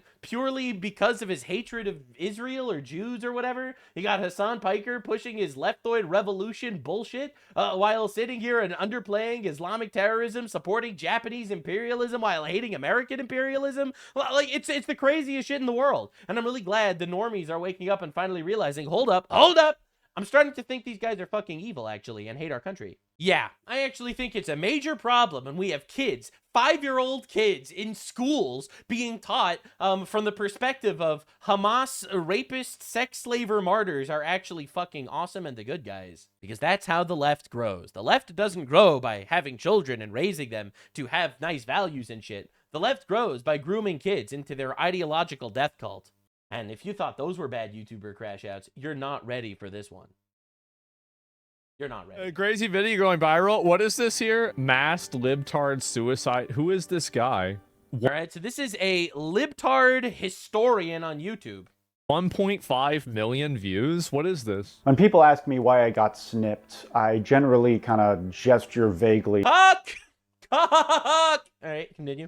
to fascism and climate change. And the truth is that whenever my friends and family members get pregnant, I get a horrible weight in the pit of my stomach. A weight in your stomach when you see somebody who's pregnant? Wait, what? No, it's only when white people are pregnant. And shake the idea that in 9 months, another American will come into the world. Oh, God, anything but that. Another ravening cannibal who will spend the next better part of a century burning fossil fuels. And you can say, you know... This is literally a liberal historian, major, big YouTuber guy talking about how he is doing his absolute best to extinct the white race, to extinct America. This is literally the goal of a lot of the left, right? So now then you wonder why they ally up with Islam. It's like, I don't understand. But the leftists love gay sex and the Muslims kill the gays. Why did they get along? Well, they have one thing in common. Death to America. Oh, well, I'll bring up my kid to share my values and they won't do those things. That's a hell of a gamble. You could take your kid to school every day on your bike, but if every other parent has an SUV, eventually your kid's going to get curious and want to drive a car. And then what are you going to do? You know, forbid them? That's right. Because cars destroy the environment. I mean, they're just going to do it anyway. Oh, no. This guy is literally the Deep. He is the Deep from The Boys. Don't think there's any realistic way that anybody in the global north could have a child that won't eventually cause massive harm to the... That's right. You should only be having children if you are literally in Africa and have an average IQ of 80. Planet, and probably, like most people, not even realize that they're doing it. And that's all assuming that your kid grows up to be a kind person, which is also a hell of a gamble. Oh my God. A lot of bullies and dumbasses walking around out there in the world. Yeah. A lot of rapists too. What if my pride most of them are in Africa. Joy grows up to be somebody else's abuser? So then kill the black people. I'm sorry, that was a joke. That was a joke. That was a joke. I didn't actually. That was a joke. But like what I'm. Bro, like, these people do not live in reality. They drank the Kool-Aid so much, and now they're talking about genociding America. God damn. What a weirdo. If I give birth to a baby daughter, then there's a 1 in 4 chance that she's going to be raped. What the fuck do you even pull these numbers out of, bro? Bro, so genocide Egypt. 99.3% of women get raped in Egypt. All right, so it's time, bro. It's time. Is this what happens when you spend too much time on Reddit? What is wrong with him? I don't like those odds. I don't like... The craziest thing is this isn't just some random retard dipshit. This is a guy with a following, an audience, a historian. Like, you don't understand the level of psyop that we're dealing with. The real kicker is that even if my child has a great life, even if they cause no harm to others, they will still suffer. They will still die. It is unavoidable. Oh my God. Antinatalism, baby. I will be inflicting this fate upon them without their knowledge or consent. Oh my God. Only to spring it on. The child did not consent to be born. You can't... Anyway, could you please import 1 million Pakistanis? Have kids because kids can't consent to existing? This is amazing. To me, the creation of human life is very obviously an incredibly selfish thing to do. And I'm not saying that we should like make it illegal to have children or whatever, but I am saying that this is a deeply consequential thing. By the way, and so this is the reason why this ideology is even dumber than you would imagine. If you asked him, oh, so you don't think black people should have kids either, he would contort himself into a origami shape that has never even been conceived of in order to rationalize why it's okay for them. I play this game with everybody. It's so fun. It's like, oh, men are bad. Even George Floyd? Like, well, not the criminal drug abuser. Obviously not. You know, it's like, man, it's so fucking awesome. It's so, dude. It's so to have kids. Like, these people are retarded. It's like, this guy is basically trying to come up with mental concoctions as to why we need to kill white people and Americans.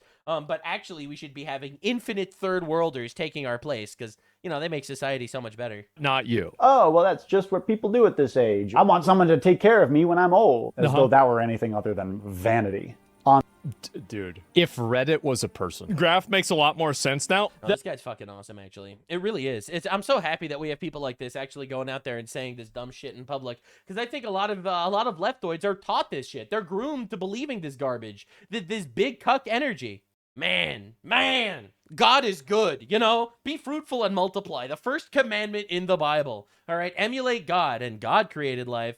But these people, they have to come up with the most unbelievable self-destructive ideologies ever. It's like, it's honestly the most satanic shit in the universe, and they don't even know what they're worshiping. Dude, if Reddit was a person. Graph makes a lot more sense now. There is mean children by political ideology. Extremely liberal is at 0.55. So they're literally going extinct. I've been saying this the whole time. Why do you think they need to groom people? Why do you think they have teachers teaching kids about migration and shit? Why do you think that they bring children in schools on anti-ICE protests? Why do you think that they literally trans kids? Why do you think trans kids is real? Because you gotta groom kids when they're young. And then you have one trans kid in the class, and all the other kids in the class, A, they might get groomed into that shit, and B, you got the teacher putting that kid on a pedestal, teaching all the other kids about how trans kids are actually fucking awesome and shit, and how your parents are bigots for thinking it's weird that Sally has a penis. All right, and this is all part of the gigantic cult. They know that they cannot survive without importing voters and without grooming voters. They can only grow vampirically. This is insane. Look at the replacement rates for these people. Even liberal is only at 1.25. A deeper dive. And it's heartbreaking. And it's almost every culture. I think the only Western country that has above replacement rate children is Israel. It's around 3 children per woman, as opposed to the United States, which is like 1.6 children per woman, which is a nightmare. An actual nightmare. This Aton Shea guy, and it's genuinely the most depressing and psychotic lib that I've ever seen. As soon as we landed, I would use the money to bribe the bosun to look the other way while I stole all of the muskets and powder on board. I would march my ass immediately to the nearest indigenous settlement, give the guns out like candy, and make it my mission in life to murder every single white man, woman, and child on the eastern seaboard of the continent. Can you believe it that we have these people just running around? All white leftists. Isn't that incredible? And I think this is just like white leftoid sentiment. Politics boil down to self-hatred and a desire for complete self-destruction. And it would be a sad and pitiable if they were just killing themselves. See, my favorite argument against these people, like this guy's like saying that you shouldn't have children because they didn't consent to be born and stuff and nothing matters and shit. My favorite argument with nihilists, and there's a really easy way to debunk nihilism. A lot of people think nihilism is an airtight argument because how do you prove that anything matters? Getting married matters because you have children. Well, why does having children matter? Having children matters because it repopulates the planet. Well, why does repopulating the planet matter? And, you know, nihilists think they have like this infinite end game where they could just constantly say that things don't matter. And the ultimate way to debunk a nihilist is to kill them. This is not me advocating for violence. I'm just talking purely on a philosophical level. The best way to debunk a nihilist argument is to shoot them in the face. But they won't like that very much. But they can't explain to you why it's bad, actually. Because, well, nothing matters, right? But they aren't. They want to kill you too. They intend to make this the murder-suicide of the West. That's right. An interesting thing to note about this rambling whining is that his main concern seems to be his fear of being able to control his child. That one day his child may wish to have an independent thought and not just submit to his programming completely. These people are mentally ill. There's something profoundly wrong with them. And I've got to tell you guys...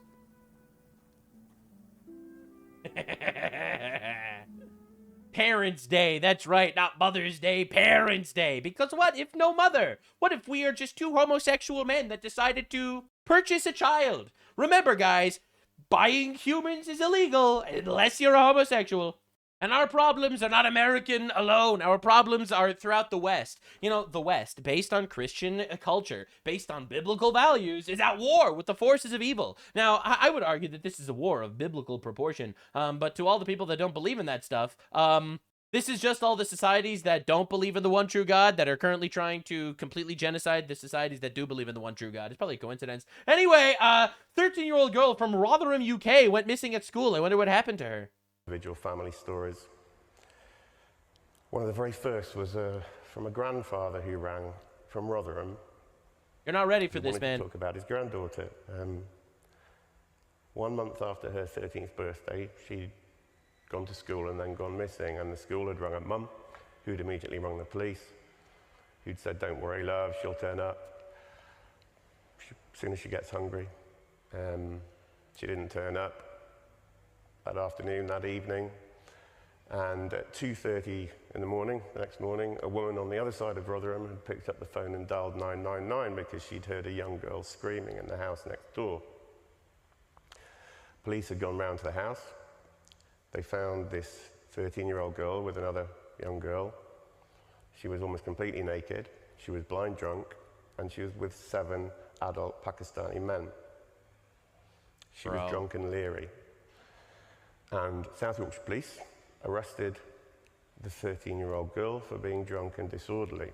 Isn't that awesome? They took her back to the station, put her in the cells, Isn't that eventually incredible? charged her, and she was convicted. Isn't that incredible? They didn't even question the men. Isn't that insane? As to why they were in a house with a 13-year-old girl who was nearly naked in the early hours of the morning. If that's not the most radicalizing thing you've ever heard in your entire life, then I don't even know what to make of you. British police arrested the girl for being drunk and not the multiple Pakistani men that were with her while she was screaming. Like, again, this is the way they want to absolutely destroy Western society, because that is their goal. They want to destroy Western civilization. That is, because the actual purpose of any institution is the results. All right, let's be honest. Now, Keir Starmer is probably stepping down. It seems like he's stepping down today, actually, later in the day, which is insane, because he got absolutely humiliated, and he's so terrified that people are going to talk about how he's a gay retard that he is banning people from coming to the UK if they plan to speak out against his government. And you'll see it again on Saturday at a march designed to confront and intimidate this diversity and this diverse country. That's right. That is why this Labour government will block far-right agitators from travelling to Britain for that event. Because we will not allow people to come to the UK, to threaten our communities and spread hate on our streets. Wow.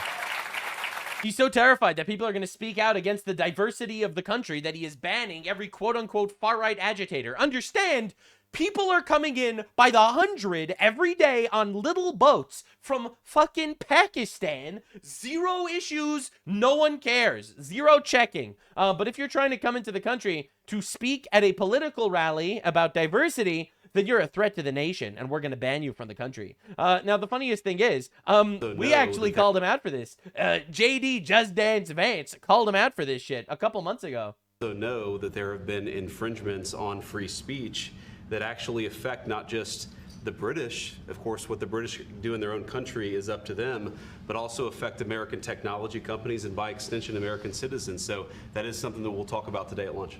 We've had free speech for a very, very long time in the United Kingdom, and it will last for a very, very long time. Well, that didn't age very well.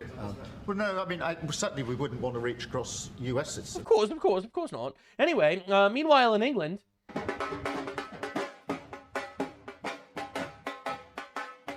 That's right. Does this not look like British culture to you? I'm sorry, this is just a newly elected councillor celebrating through the streets of his constituency after victoring Haris Khadiq, a councillor that just won an election. England, ladies and gentlemen. Now, just to understand, the Japanese people are using England as an example of what not to do with migration, because Japan is based, actually. And we're doing the same thing. I don't think Trump is saying it out loud, but Japan is. Well, like, Japan is going to change. I promise 3% of the population isn't going to change Japan. Your promise means nothing to me. That's right. You cannot possibly promise us that when your fellow Muslim people are actively trying to change our culture and country. Lunch menu of 40,000 students from 130 different schools had to be changed for 19 Muslim students. They want to build a new burial site. And even the crime rate of foreign nationals in Japan has gone up too. It's like everyone's just tired of this shit. No one wants to play this game anymore. We're just like so tired. We're so tired of making believe that this isn't an issue. See here is not just numbers. We can see the pattern. We all know what's going on in the UK. And Japan is like, we see England. Nope, we're not doing that. No, sir, no. We have learned from their experience. And it sounds to me that you're making an empty promise over here because you don't have shreds of evidence to prove nothing's going to happen. It's because they expect it to happen. They want to conquer your country, sir. There was a no-immigrant protest. The image were people who look like South Asians and women who wear hijabs. You could not be more wrong. Let me tell you what we're not happy with when it comes to immigration. It's the people who's not following the rules. That's right. So when they say immigrants, they have a very specific idea who this group of people are. Yeah. Yep. That's right. Absolutely. Yeah. This is like, we all know exactly why Walmart in Los Angeles is locking the underwear behind bulletproof glass. All right. We all know why that's happening. Okay. And I'll give you a hint. It's not because of the Japanese people. Another hint. It's not the Chinese. Another hint. It's not the white people. And another hint. It's not the Jews. Now, I'm not going to say why they're locking specific cabinets in Walmart and why you need a literal sales rep to get the underwear out of the fucking lockbox that they put the underwear in, but we all know why it's happening. Acknowledging that different cultures have different crime rates is not racist, it's reality. Now, the left hates reality because, well, reality stops them from pushing their agenda. Very specific people who are not following the rules. Why is it that you don't talk about how immigrants are not following the rules, Great question. but instead that you're talking about how we're trying to protect the country? When they think of Muslims, Because they want to conquer? It's because they want to conquer your country, sir. they think of those specific group of people Because they're using words as weapons to manipulate you. rather than, your typical Japanese Muslims born and raised in Japan. Or I think that's unfortunate. Why would we? Japanese Muslims are a tiny fraction of Muslim population in Japan. Majority of Muslim people are coming from different country, not from Japan. So it's only natural to think of non-Japanese Muslim people when we think of Muslim people. And it's Damn. Bro actually fucking cooked. And everyone is noticing. Keir Starmer has just been told he must agree to resign at his 10 a.m. cabinet meeting today or face an open revolt from the Parliamentary Labour Party. His entire party is telling him that he needs to quit. It's pretty insane watching this happen. Because this is a nightmare. All right, he was a refugee. Now he's Lord Mayor of Bristol. That's right, Yassin Mohammed. Ladies and gentlemen, Lord Mayor of Bristol. All right, but tell me that this isn't something weird. Spanish police fear Islamist terrorists are taking advantage of the left-wing prime minister's decision to open the door to 500,000 migrants creating fake identities. Really? Really? You're worried about terrorism because 500,000 Muslims were just given amnesty into your country? Why? Why would you possibly worry about terrorism? That sounds racist. Retired pastor, 78, convicted and fined for preaching Bible verse near Northern Ireland hospital. This is what they do. They import people that are openly shouting, death to America and globalize the intifada and Jews and Christians are the lowest of people. Those guys, welcome to our country. No questions asked, no background checks. You're here on a small boat. That's great. If you are a retired pastor saying the Bible near a hospital, you might go to jail. I don't know, for being homophobic or anti-child murder or something. But understand, this is what's happening. Now, you could argue this isn't a war on God, but your argument, it's not a good one. Because what's the explanation here? Let's be honest. Emmanuel Macron, chief retard of France, just look at his video, made new friends today. Come to make a photo with Kito. Come. As France is currently getting raped into oblivion, well, it's really nice to see the French Prime Minister worrying about so many things. Isn't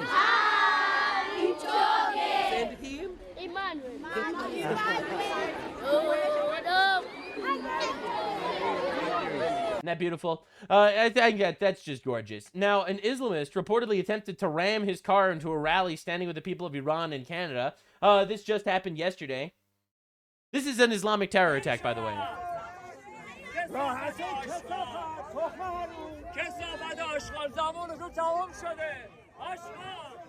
This is not the first time this happened, by the way.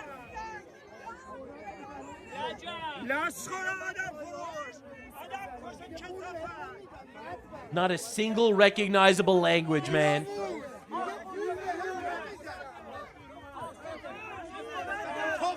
Right, so this is an actual Islamic terrorist, by the way, all right? This isn't some random thing that happened. And again, it's almost like the actual agenda of all these people that are being brought into all these countries, it's almost like their agenda is literally propping up their random bullshit Islamist propaganda instead of actually assimilating to the countries that they're joining. I know this is a really hot take. A lot of people are very surprised about this. But this dude is trying to ram his car into pro-Iran protests, like the people of Iran that's getting oppressed by their Islamic regime, and they're just trying to ram their car into these people. All right, we had Jewish people getting assaulted and beaten up by these riots. Look at this. This was today in New York. All right, look at this shit. What the fuck is that? Like, that's crazy. All right. And they take over these streets. All right. So this is footage of pro-Hamas rioters marching through an Orthodox Jewish neighborhood towards a synagogue while assaulting Jewish kids. And nothing to happen. They're just going to defund the police now, I guess. I guess. Let's defund the police and organize Islamic protests and riots. And we're just supposed to live with this because otherwise we're a racist. Yeah, that's right. We're a racist. And, it's happening everywhere. They'll attack Jews because, Muslims are losing wars that they start there. They're attacking Iranians because, Muslims are losing wars that they start there. They're attacking Americans because, Muslims are losing wars that they start there. And that's basically how it all works, actually. Because Islam is ultimately a gigantic political movement. That, yes, it's also a religion, but it's a religion that has very, very, very political themed, ideological, expansionist, colonial ideas that are being implemented across the world, and a lot of people are just too retarded to open their eyes and recognize that, wait a second, that whole group of people does not have our best interest at heart, actually, and maybe we shouldn't have their best interest in heart either. So Alberta, Canada, has officially submitted enough signatures to trigger a vote to leave Canada. This is massive, by the way. Alberta really is desperately trying to leave Canada, and it looks like it's happening. The vote's been triggered. They are the most conservative province. They might become our 51st state. They might become completely independent. Who knows? But this is fucking insane. This is crazy watching this happen. All right. And again, this is what they are doing to manipulate you. All right. The staged hunger videos in Gaza. And it's like, oh, every single Jew and every single American is at fault because Israel is winning a war that Hamas started by raping and killing Jews. And then they'll use these propaganda videos as their little Trojan horse, right? Oh, the heartbreaking Gazan children starving because Hamas terrorists are stealing their food. No, that's not a very good actress over there. No, please, they desperately need food. Desperately. Awkward little giggles over there. Yeah, it's pretty awkward. And it's like, it's so crazy how this starvation thing was completely staged. There was no starvation in Gaza. Any starvation that happened in Gaza was manufactured by the Hamas terrorists that have been stealing food from their people, only willing to give food to the Palestinians in exchange for raping them. This is a real thing that just happened. Because Israel sent in a fuck ton of food. Worst genocide ever, Emmy, right? I mean, like, let's be real here. This is a marathon in Gaza going on right now. Pretty weird. Pretty weird. Literally the weirdest Holocaust that ever happened. All right, it's pretty wild watching this take place. Again, this is a gigantic propaganda campaign to manipulate retards, and it worked on a lot of retards. A lot of these college dipshits actually completely fell for this, the pretendicide that happened there, to now wage war on behalf of their Muslim brothers and sisters against the West. The Muslims, brothers and sisters, bro, these guys are looking at you like the most useful idiots on the fucking planet. And you know what? Honestly, you are. They have no allegiance to you. They don't care about you. So while the left is doing their best to replace you and rape your daughters and arrest pastors who are preaching anti-abortion messaging because they're near hospitals, all right, while they're pushing all that garbage and importing an entire class of society to become your rulers, they'll also bring in your replacements. And that's what's happening. Now, you could argue that this is a conspiracy theory, but it really isn't. It is a actual fact right now. It's in one of the greatest upsets of all time. I am still absolutely astounded by the fact that this is public information right now. Marco Rubio and the United States State Department blows lid on UN replacement plot to stop illegal migrants being deported from Britain. All right, it is so fucking obvious that it's happening. It's not even a conspiracy theory anymore.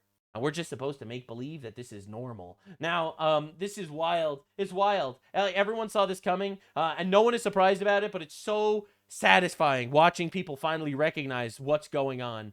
Trans Indian academic elected as Scotland's first open trans MSP amid visa debate. I am a transgender. This is what they do. This is what they do. They'll take these foreigner retards and put them in positions of power over you. A Tamil immigrant, my pronouns are they, them. A trans Indian migrant who arrived in the UK a few years ago and is not a citizen or permanent resident was elected to the Scottish Parliament. They have a person in the Scottish Parliament that is a mentally ill Indian retard that's not even a citizen. And you're gonna tell me this guy is fucking fighting for the Scottish people? Like, what are we even doing? To some in this country everything that the hateful despise, and I'm standing here as your MSP now with care. They say That's right. The hateful despise him. The hateful. politics is the arch of the possible. This is what diversity looks like in power. This is what diversity looks I love that they say the quiet part out loud. This is what diversity looks like. Us literally colonizing your countries and raping your children. I hope you like it, guys. like in power.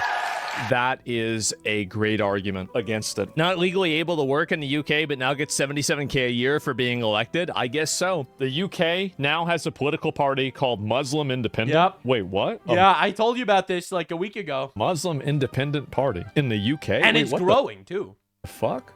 Yeah, what the hell? The Green Party? You mean to tell me that a religion that's all about colonizing other cultures and forcing Islam down their throats by the sword? You mean to tell me that they're trying to colonize our countries? You mean to tell me that the people that have been waging war against the West for like the last 1,400 years are still waging war against the West? Now, again, you could argue that I am being racist, but you'd be wrong. I'm being Islamophobic. I'm not being racist. Islam is actually an ideology, not a race. He's celebrating the election? Assalamu alaikum. আমি সবাইকে অনুরোধ জানাচ্ছি আমার Bangladeshi community যারা এই নিউহামে বসবাস করেন English people, by the way. সবাইকে Now, I didn't catch a word of that. Yeah. How cucked are you True. that you're letting them do this? True. You have literal foreign hordes in your country. Bro, you don't even know what the Green Party's been doing. So the Green Party is the communists and the Islamists that got together to destroy the West. That is literally the tagline of the Green Party. All right, just to understand what that actually means. So here's the craziest part. So the Green Party was recently exposed for basically caring about the environment, right? They care about the environment and the Muslims and stuff like that. This is the Green Party, ladies and gentlemen. I hope you are happy. All right, Green Party wants to limit private car use, ban petrol and diesel car sales. But this is the people in charge of the Green Party.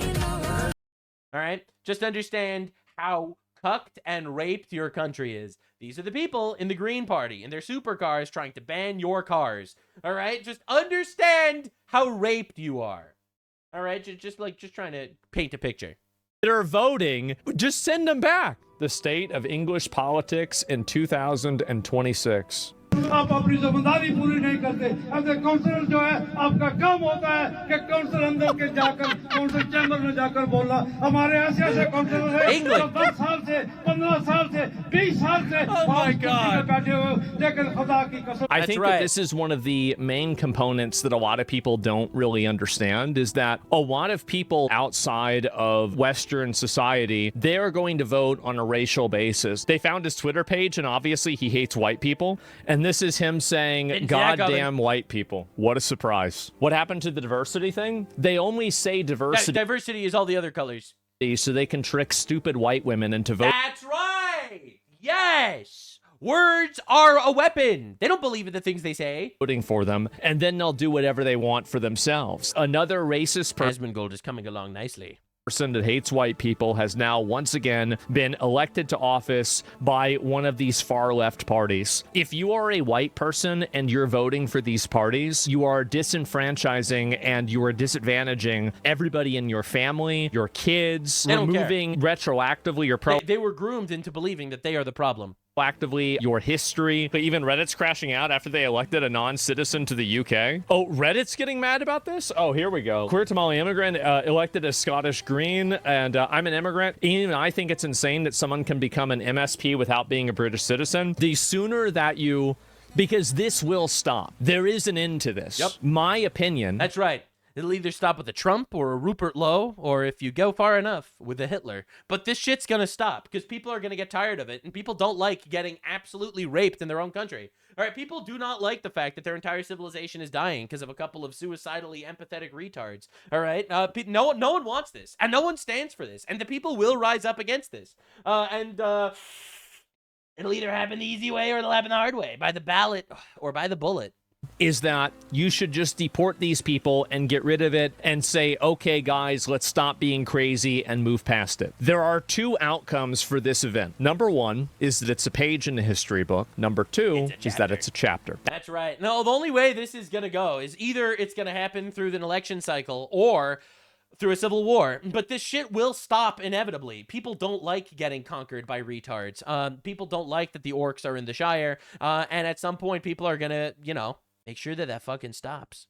Now, the propagandizing is really, it's an overdrive, right? They're doing their absolute best, because understand the only way that, you know, obviously the leftoids could win is by grooming children. You know, they're not having children, obviously, so they're going to have to groom you in every way possible. They're going to have to convince you that diversity is actually our greatest strength, not by presenting any form of logical argument, but by creating a simulacrum of reality, and that's where Hollywood comes in, baby. So The Odyssey by Christopher Nolan is coming out, having Lupita Nyong'o, this whammon over here, playing the very white fair maiden Helen of Troy, and Elliot Page, a transgender, playing Achilles. Now, to be fair, transgenders are incredibly violent people, so I think this casting might be a little better than some would say, but this is insanity, complete and utter insanity, and obviously, for some sort of agenda. Let's be real here, this is not because they're trying to make the movie great. Like, bruh, this is like, this is absolutely diabolical.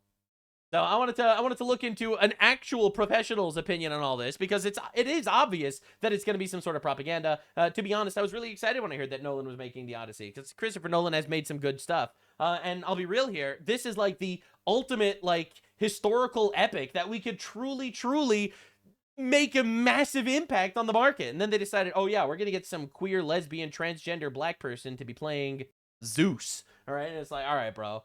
If there's one genre I'd love to see make a serious comeback, it's the historical epic. Yeah! Swords and sandals, gods and monsters, battles and adventures, legendary warriors and terrifying villains. I mean, Hollywood's flirted with the idea from time to time over the past couple of decades, some more successful than others. Don't worry though, 300, you'll always have a special place in my heart. This is Sparta! The way he said this is Sparta and kicked the black guy. Oh, I'm sorry, that was a joke.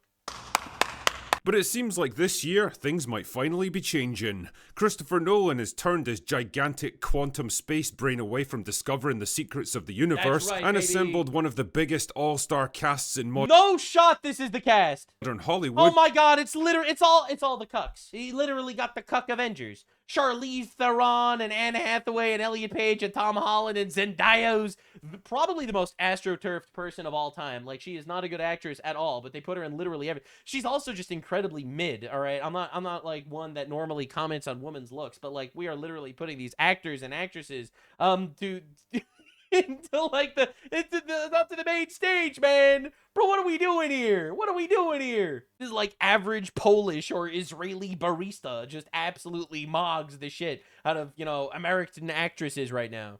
For The Odyssey, a retelling of Homer's epic saga about the Greek king Odysseus and his decade-long journey to get home to his family after fighting in the Trojan Wars for another 10 years before that. Meanwhile, his wife has to keep the home fires burning and contend with the unwanted advances of men who want the crown. It's actually kind of hilarious when you look at all this on a map, because a journey from Troy to Ithaca is only like 500 miles by sea, and it should have taken him a couple of weeks, but man, the gods just had it in for that fucking guy. That's right. Honey, don't piss off Poseidon, I guess. I'm home. I mean, to be fair though, to be fair, if they make the gods libtards, this would make a lot of sense. I'm not gonna lie. I'm just trying to understand the quantum space brain of Christopher Nolan for a second. If the gods are libtards trying to push an anti-natalist propaganda message and simultaneously fuck with some random guy just because he kind of pissed them off a little bit, this makes a lot of sense. Turn the other cheek is not a Greek philosophy, actually. That is a very Christian philosophy. So maybe making them just insufferable libtards is all part of the plan, question mark? Look who the fates dragged in. Anyway, stories don't get much more epic than The Odyssey. True. It truly is one of the great adventures in human history. You know, I'm not gonna lie to you, and this might piss off a lot of people. The modern Odyssey is One Piece. All right, everyone thinks that the modern Odyssey is gonna be coming out of Hollywood. The modern Odyssey is the One Piece manga. Yeah, I know, it's crazy to think about, but it's true. Think about it for a second and you'll agree with me. Blending together mythology, religion, monsters, and the unbreakable determination of the human spirit, and bringing it to life on screen is a challenge that will strain the very limits of modern filmmaking. But now that I've seen the trailer and I've considered the artistic vision behind this movie, I have to say my reaction was... meh. I don't know what it is, man. There's just something about this movie that doesn't quite stir anything in me, which is pretty surprising because yeah, this is supposed to be the GOAT. In theory, at least, it's got all the ingredients for success. Yeah. The kind of source material that's practically tailor-made for epic Hollywood films. It's almost like they were like, well, we need like the ultimate Giga Chad fantasy to push our narratives a little bit because we're losing the young men in the droves. We are losing droves of young men. Making the kind of all-star cast that only comes together once in a generation, and a director with a mostly good track record as a filmmaker. So why the fuck does it feel so bland? Well, to try and answer this, it's really hard to talk about Western culture being a fucking Giga Chad, absolutely awesome civilization built on the back of heroism, and masculine determination when they are literally trying to push the absolute opposite message that actually Western civilization is shit and men are bad. So it's really hard to kind of fit those two things together. Let's take a closer look at those key elements again, shall we? First of all, there's the source material. Nothing wrong there, right? Wrong. Well, the problem is that the Odyssey was originally written in ancient Greek, obviously, okay, meaning that it has to be translated into English for it to be legible. And all what right, kind of story you ultimately get very much depends on which translated version you read. In this case, Christopher Nolan has publicly stated that he's a big fan of the 2017 adaptation. The libtard translation of the Odyssey, there's no way! Of the Odyssey, There's which was no translated way. from Greek by British writer Emily Wilson. Why exactly does that matter? Well, because Emily Wilson is a libtard, bro. So happens to be a hardcore progressive feminist who specifically set out to reimagine Homer's text through a female-coded, gender-critical, postmodernist lens. No! Because of course she did. Basically stretching the very limit. I'm literally so mad. Like, bro, they will rape everything you care about. They will use your oak door as firewood. Your universe means nothing to them. Of the original text to bend it around modern sensibilities. It's the same kind of creeping, cloying, well, I think what he really meant to say here was bullshit that gave us 2026's Animal Farm, what a story nightmare, that bro. went from a parable about the Russian Revolution to a ridiculous, shallow, capitalism bad piece of Hollywood slop. That is the version we're likely to get here with all its gender identity navel-gazing, and if that doesn't raise a few red flags, then let's take a closer look at that all-star cast, shall we? Now, Matt Damon and Anne Hathaway are solid enough as the two leads, at least. I mean, if I was to be super critical, I'd say that Hathaway hasn't done anything particularly significant since, well, the last time she was in a Christopher Nolan movie, and she was arguably the worst thing about Interstellar, but that's a conversation for another day. I can't say I'm ever particularly excited by an Anne Hathaway project, but holy shit, is she making a comeback this year. In 2026 alone, she's in 5 separate movie projects, one of which is playing in the cinemas right now. But speaking of overexposed actors that we could all use a break from, I don't even know why Zendaya is in this movie as why is she even in anything? I don't even know why they put her in anything. The goddess of... Like, she's known for her scowling expression, and that's about it, actually. Because, Western women are scowling bitches, I guess? is that what we're trying to say? Probably not. That's no way that's the message here, right? Wisdom.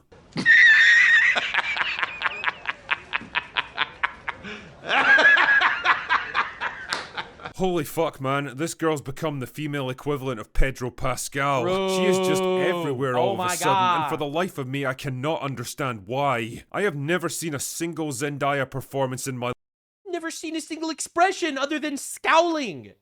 Bro, they literally got resting bitch face and decided to put her on every single Hollywood movie. life and thought, oh my god, she absolutely carried this movie. Tell me, what's your... I like the way she looks down at the guy, a little bit haughty, but also a little bit disgusted at the same time.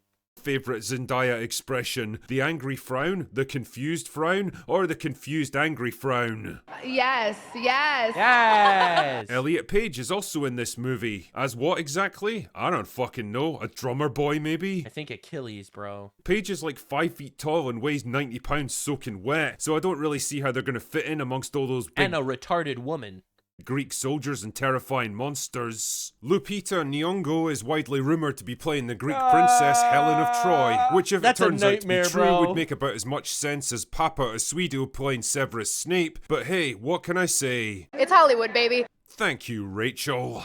But the thing that stood out for me about the entire cast in this trailer was just how bland and mundane they all look and sound. Every time I saw one of them, all I thought was, oh yeah, there's Robert Pattinson, there's Charlize Theron, there's Tom Holland. Where are the larger-than-life mythical figures of legend that should be leaping from the pages of Homer's epic to a main... You know exactly the problem. It's because Hollywood hates men. It's because this is an entire... It's an attack on masculinity in general. So they have to get the most cucked out, retard dudes to play every single fucking role ever. All right? That's why. Right? They literally got a trans... They literally got a woman, a retarded woman to play Achilles. All right, let's be honest here for a second. This is an attack and an affront on masculinity as a whole, bro. So that's why they're gonna get the most cucked out dudes to be like, these are your male role models, actually. Us all. It all feels weirdly subdued and underwhelming, and a big part of that decision is to have them speak with American accents using modern terminology. My dad is coming home. Oh, your dad's coming back, is he? Did he take some bitchin' selfies? Hope he didn't get godmogged along the way. Damn. There's a reason movies like this traditionally use theatrical English and formalized language for their dialogue. It gives them a sense of grandeur, seriousness, and dramatic weight. I mean, I'll be real, I love the Lord of the Rings accents. I love the Game of Thrones accents. Naturally lend itself to the epic story they're trying to tell. Having your actors talk like they just walked in off the street in downtown LA just feels weirdly lazy and immersion breaking. Dude, that's a Hydra, dude. Before anyone chimes in with little pearls of wisdom like, Drinker, you know as well as I do, they would... Bruv, Zeus, please, bruv. Have spoken Greek in a story like this, so why does it even matter what accents they use? Well, hypothetical straw man, we all know the language they would have spoken. I agree, actually. I totally agree with this guy. Like, there's a lot of dipshits that are like, oh, what does it actually matter? It's not like they spoke English anyway. It's like, it's not the point. It's really not the point. Also know that having your entire cast learn a whole new language just so the audience can sit through 3 hours of subtitles is neither practical nor logical. That doesn't mean that you have to go in completely the other direction and give us shit like this. Let's go! And this all brings me back to the man at the center of all of this. Christopher Nolan, the director and writer. Oh boy. Now, I know the man has a fan base so rabidly loyal that they make Snyder Bros look like fucking normies, and he's given us some fascinating films to chew over in his time. But I'll be honest here, the guy can also be his own worst enemy at times. Sometimes he really is just too smart for his own good. Rightly or wrongly, he's developed a reputation as a clinical, intellectual, and slightly sterile kind of director. A master of ideas who can't seem to wrap his head around simple humanity. And I mean, to be real here, I think he did The Dark Knight, right? And I think that was amazing. Inception was great. Even recently, he did Oppenheimer, I think, and that was really good too. It did feel weird. He's like, Oppenheimer, super giga genius autist, having really weird, awkward sex scenes throughout the movie. Like, I get what he's saying. And I get the impression that's always chafed at him, especially with his more recent movies where it feels like he's got something to prove. Like the weirdly out-of-place love scenes in Oppenheimer that feels like two androids replicating their understanding of a human relationship. It had nothing to do with the actual plot at all. The man definitely has a niche, but character-driven historical epics don't seem to be it. And with Odyssey, it's like he's saying, see, there's more to me than sci-fi thrillers and slightly overrated superhero movies. I could also make transgender demigods slaying the Hydra, which is obviously a metaphor for white people. And from the casting to the dialogue to the bleak washed out cinematography, I can't shake the feeling that he just isn't the right man to direct a movie like this. We'll see. I mean shit, maybe I'm totally wrong on this one. Maybe the Odyssey will be the crowning achievement in Nolan's career and raking more money than Avatar, or maybe it'll turn out to be his own personal albatross. Time, as always, will tell, but I'll be interested to see how it pans out one way or the other. I guess. Anyway, that's all I've got for today. Yeah, I don't know, man. This feels like a gigantic propaganda slog, trying to reinvent the most masculine tale they could possibly think of as like their Hail Mary. This'll get the white guys to support the Democrats, guys. This'll do it. This'll get the white people to start loving migrants or whatever the fuck. It's like the Hollywood slopaganda age is over, bro. No one cares anymore. And at some point, AI films are just going to completely remove every gatekeeping ability that you have to create anything. All right, and I am honestly waiting for that age. Since the end of World War II, I feel like the entire world has been so utterly lib-cucked, it's insane. And that era is ending. And no matter what you cry about, no matter how many Hollywood slopaganda films you produce, we're never going back to that world order. Now we got to look at what actual leftist policies really get you. Let's see what's going on in Cuba. Every single leftoid in the world has been praising Cuba, from Pramila Jayapal in Congress to Hassan Piker flying over there. All right, let's see what actually is going down in Cuba. Nick Shirley just went there and exposed the communist regime for being garbage. Of course, Candace Owens, being a actual, in my opinion, op for the left, literally made an entire video talking about how Nick Shirley is evil, right? Like, the crazy thing is, in the same video that she's saying that it's likely that Charlie had an audio saying, I appoint Erica to be the new CEO as AI, and actually Erica Kirk did a hostile takeover. And also, Nick Shirley is called into question for questioning Cuba. All right. And it's like, hello, this is very dangerous stuff. I actually went to Cuba. I don't know why you're running defense for this. Candace Owens crashing out that, well, actually, Nick Shirley, I have 5-year-olds in my family that went through more than you in your whole life. Is rightfully theirs. But she wrote this: Nick Shirley is a real journalist. Candace Owens is not. Oh, okay. So we're in a podcast. We're in the basement. Hey, Nick. So the reason why we know that doesn't make sense actually is because you have to be the most sheltered person in the world to even have to need it to be explained to you. That's not plausible. Yo, you're so sheltered, Nick. You're so sheltered. Meanwhile, this is Nick literally in Cuba getting chased by secret police and shit. It's like, are we even taking this seriously for a second? Like, this is the most obvious op ever. The retard right truly claims another victim. Anyway, let's see what's actually going on in Cuba. Let's see how good communism is. All the leftists are fighting for it. It's gotta be good, right? I'm sure the humanitarian left is really onto something with this one. All right, let's see what we got. What percentage of people do you think are suffering here in Cuba? La mayoría. The majority. What's your thoughts on communism? ¿Qué piensas de comunismo? De lo más malo que ha existido en la vida es el comunismo. Porque realmente ninguno es comunista. None of the gas stations are even in operation. No one is a communist. That's actually a really good line.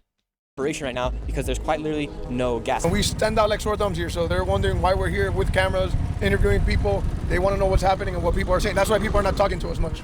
They're asking why are we trying to leave the hotel. They're probably scared that the government's going to throw them in a fucking cell because they spoke out against the regime. Wow, leftist paradise. Early. Cuba right now is facing one of the largest humanitarian crises in the world. You know why? It's because they're not able to get free oil and they actually have to buy shit, but they can't afford shit because they're communists. Everyone talks about the blockade. The blockade is just they're not getting free shit from Venezuela anymore. This government is a one-party communist-ruled country, and they're facing massive food shortages, daily blackouts, and a lack of medicine. And right now, a U.S. blockade is restricting oil and gas from coming inside of the country. With communism and socialism on the rise in the West, I wanted to see what life in communism is really like firsthand, as Cuba has been living underneath communism for over 60 years. Upon arrival, I completed all required documents and had received a visa for journalistic activity. However, once I landed, all my camera gear was seized, and within 24 hours, I was planning my escape out of Cuba after their intelligence followed me all day, and a 2-star general came searching for me at the hotel. Now let's go see the reality of Cuba and eventually plan our escape out of Cuba. Where are the people at? ¿Dónde está la gente? No hay nadie aquí en la calle, no hay nadie aquí en estas casas. ¿Dónde está la gente? The problem is that there's no gasoline. It's not easy to move. Anyway, we have a lot of limitation for work. None of the gas stations are even in operation right now because there's quite literally no gas. When the United States captured Maduro, their main supplier of gas and oil was shut off. So the country right now... Yes, and everyone's crying, oh my God, I can't believe America stopped even from getting oil because they captured a drug trafficker. Yeah. Cry about it, maybe? Maybe don't be communists. All right, maybe don't have a regime that literally exists, that cannot feasibly exist without external help, because that's how communism works. Communism needs capitalism to survive. Has hardly any gas, and if you do want to get gas, you have to wait in a line from the government. The guy that we're in our taxi with right now, he said his position to get gas is $1,200 in line, and gas from the government costs around $1. God. But gas, if you were to buy it on the black market, costs $10 per liter. That's $40 per gallon if you were to buy gas here in Cuba. Before they captured Maduro, was there gasoline in the gas stations? Always. It was easy. Nowadays it's really bad. But it was easy to get the gasoline. Sorry about that. Anyway, base that we captured Maduro, sorry. And for you every day you can go to the gasoline station and buy it normally. It was normal. But nowadays, it's communism, ladies and gentlemen. Really bad.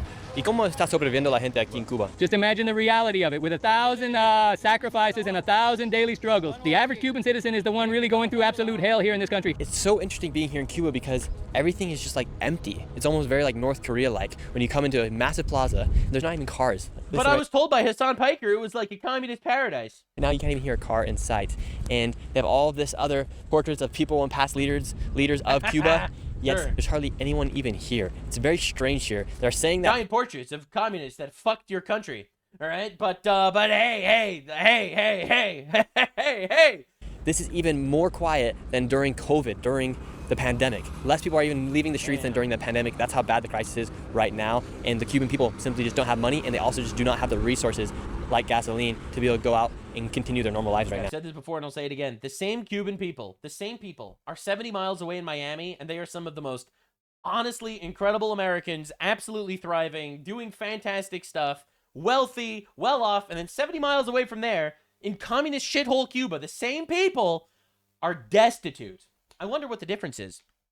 We headed to a nearby hospital, and from this moment on, we noticed we were being followed by Cuban police and their intelligence. After the word got out, I was asking people about communism. Inside of a communist country, there's no such thing as freedom of speech or freedom of the press. In fact, if you speak out against the current regime or against communism, your neighbor can then report you to an area inside of the neighborhood where the government or the police will then come after you. I love how, like, Hassan Piker, by shitting on the American government every day, he himself proves that he loves engaging in anti-communist ideology. Right? Like, it's so insane. You have the risk under of communism, you couldn't be doing half the shit that you're doing. being imprisoned for speaking out against the regime. And what's the reality of living inside of communism? ¿Qué es la realidad de vivir en comunismo? Son presidentes todos, son jefes todos. El gobierno. Sí, así que funciona. Hay mucha gente que está muriendo por el They're in charge comunismo. of all the things. Por eso mismo, porque no hay pastillas, no hay nada para darle a la gente. And what will be your last message to the people about living life in communism? Bueno, el último mensaje que daré es que lo más malo que hay aquí en Cuba es el comunismo, que viven todo en comunismo. But hey, don't worry, because a millionaire leftist in America said that it's actually great, so I'm not going to pay attention to what you have to say. Eso es lo más malo que hay aquí en Cuba ahora mismo, el comunismo. ¿Y qué piensa ahora de su propio presidente, Canal? Bueno, yo pienso que no tiene la capacidad para ser presidente, porque nos estamos muriendo They have to blur this guy's face or they're going to throw him in a gulag. hambre. Si no trabajamos, nos morimos de hambre. And do you believe that it's the responsibility of the government to give food to the people? ¿Crees que es la responsabilidad del gobierno para dar comida a la gente? Sí, porque son los jefes, tienen que abastecer al pueblo. ¿Qué piensa de lo que está haciendo Donald Trump con el aceite y con la gasolina, como no está dejando gasolina para entrar?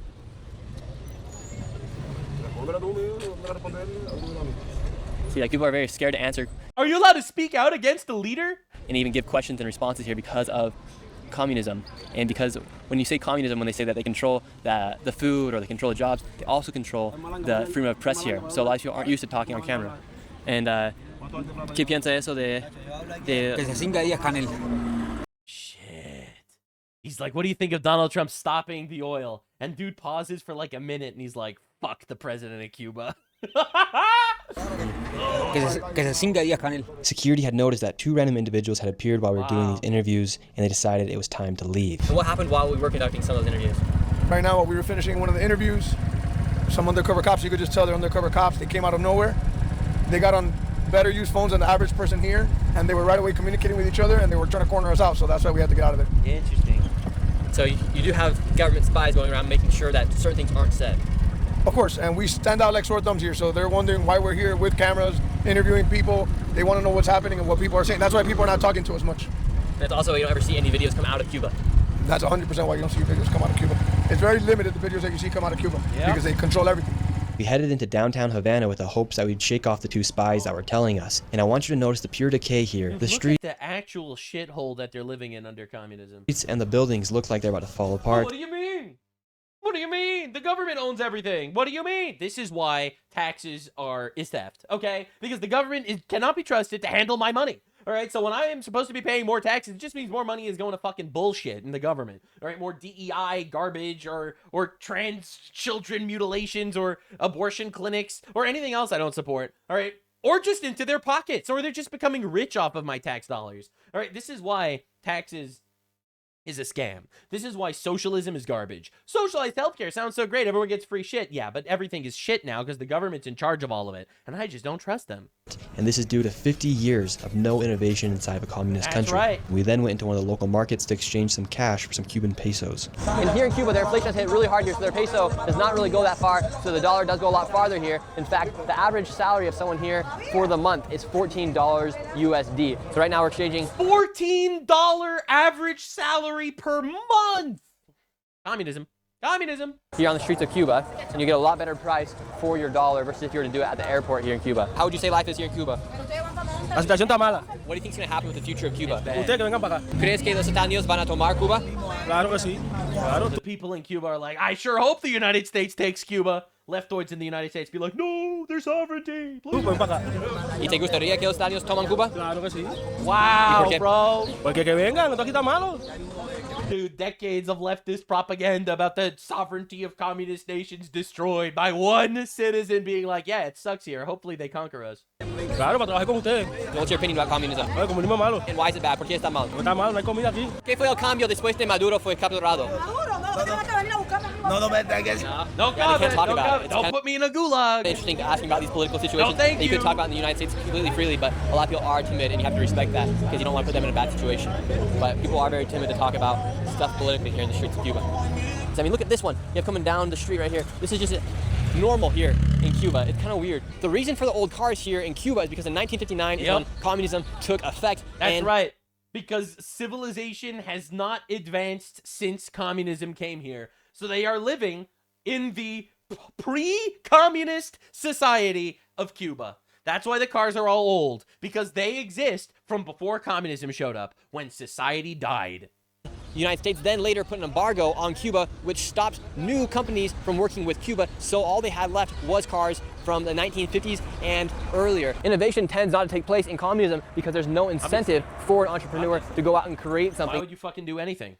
Because the government's just gonna own it. Receive no benefit because the state or the country, the government controls what goes in and out, and also how much money you take from that underneath communism. So it completely kills entrepreneurship, which then kills innovation, and then you come up with a stagnant society like this one here in Cuba, where they have not developed. That is why God in the Bible decided that private property is actually a thing.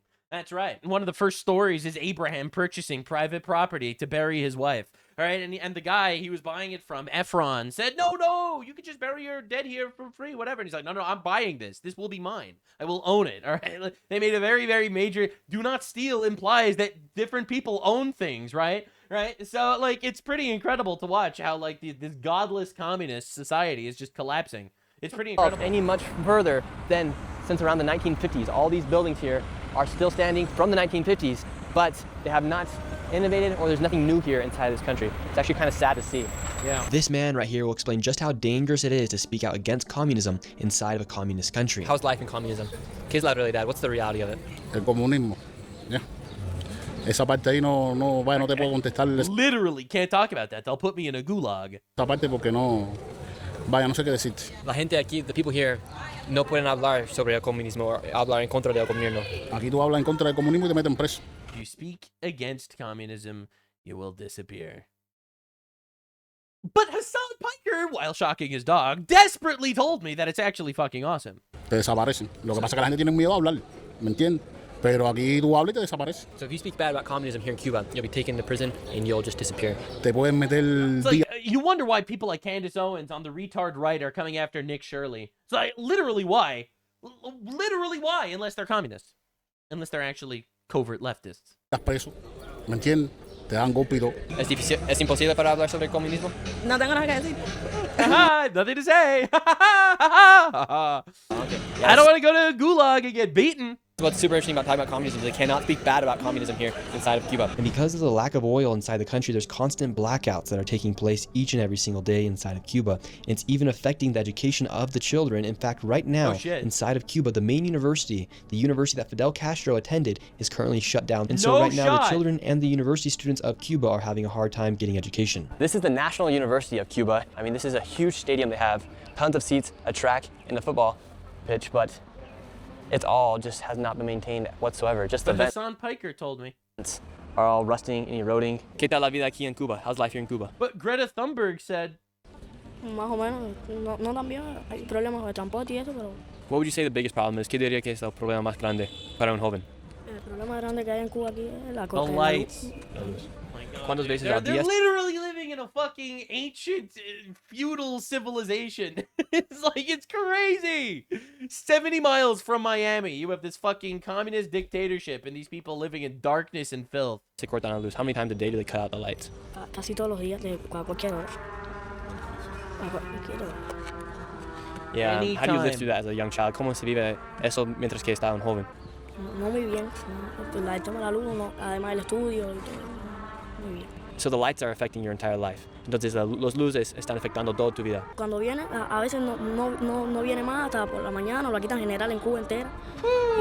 Sometimes we they left just the cut it university and did the forever. most touristy thing we could do, and that was to hop into a 1950 Chevrolet and tour the city of Havana with one of the local guides. We did this in the hopes that we would have less people following us.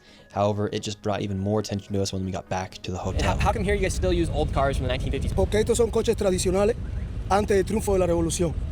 Coches del 50, del 59 y quedó de patrimonio de la humanidad y trabajamos para una agencia del gobierno. So you guys work for the government still? De gobierno. Trabajamos para el gobierno. And this is kind of a random question, but do you know what a Tesla is? ¿Sabe qué es una Tesla? No. No. No. Please. Please. He doesn't know what it is? He doesn't know what it is? ¿Nunca he escuchado de un auto que se llama un Tesla? No. No. BMW? Tampoco. Right now on Polymarket. This isn't real. This isn't real, bro. Stop. Stop. This isn't real. There's no way. Not having a Tesla? All right, sure. Never heard of a Tesla or a BMW? Nah, that's cap. That's cap. All right, I'm not buying it. This dude works for the government. He doesn't want to let people know that there are nice things in the outside world. There's a 45% chance that there's a clash between the U.S. military and the Cuban military. Do you think there will be a clash with the two militaries in 2026? Bueno, eso es lo que pensamos muchos cubanos. Eso es lo que pensamos muchos cubanos porque queremos la mejoría de nuestro país.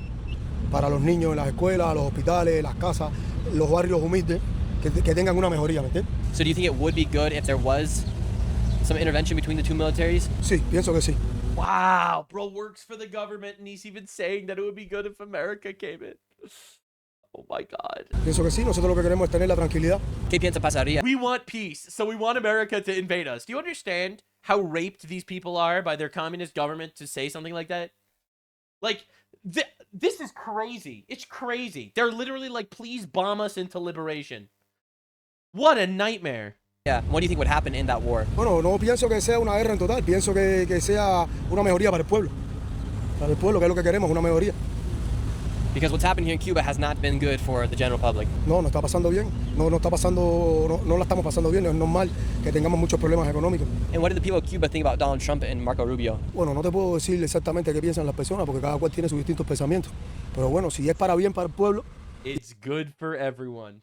Man, this is literally fucking Hassan Piker Holocaust.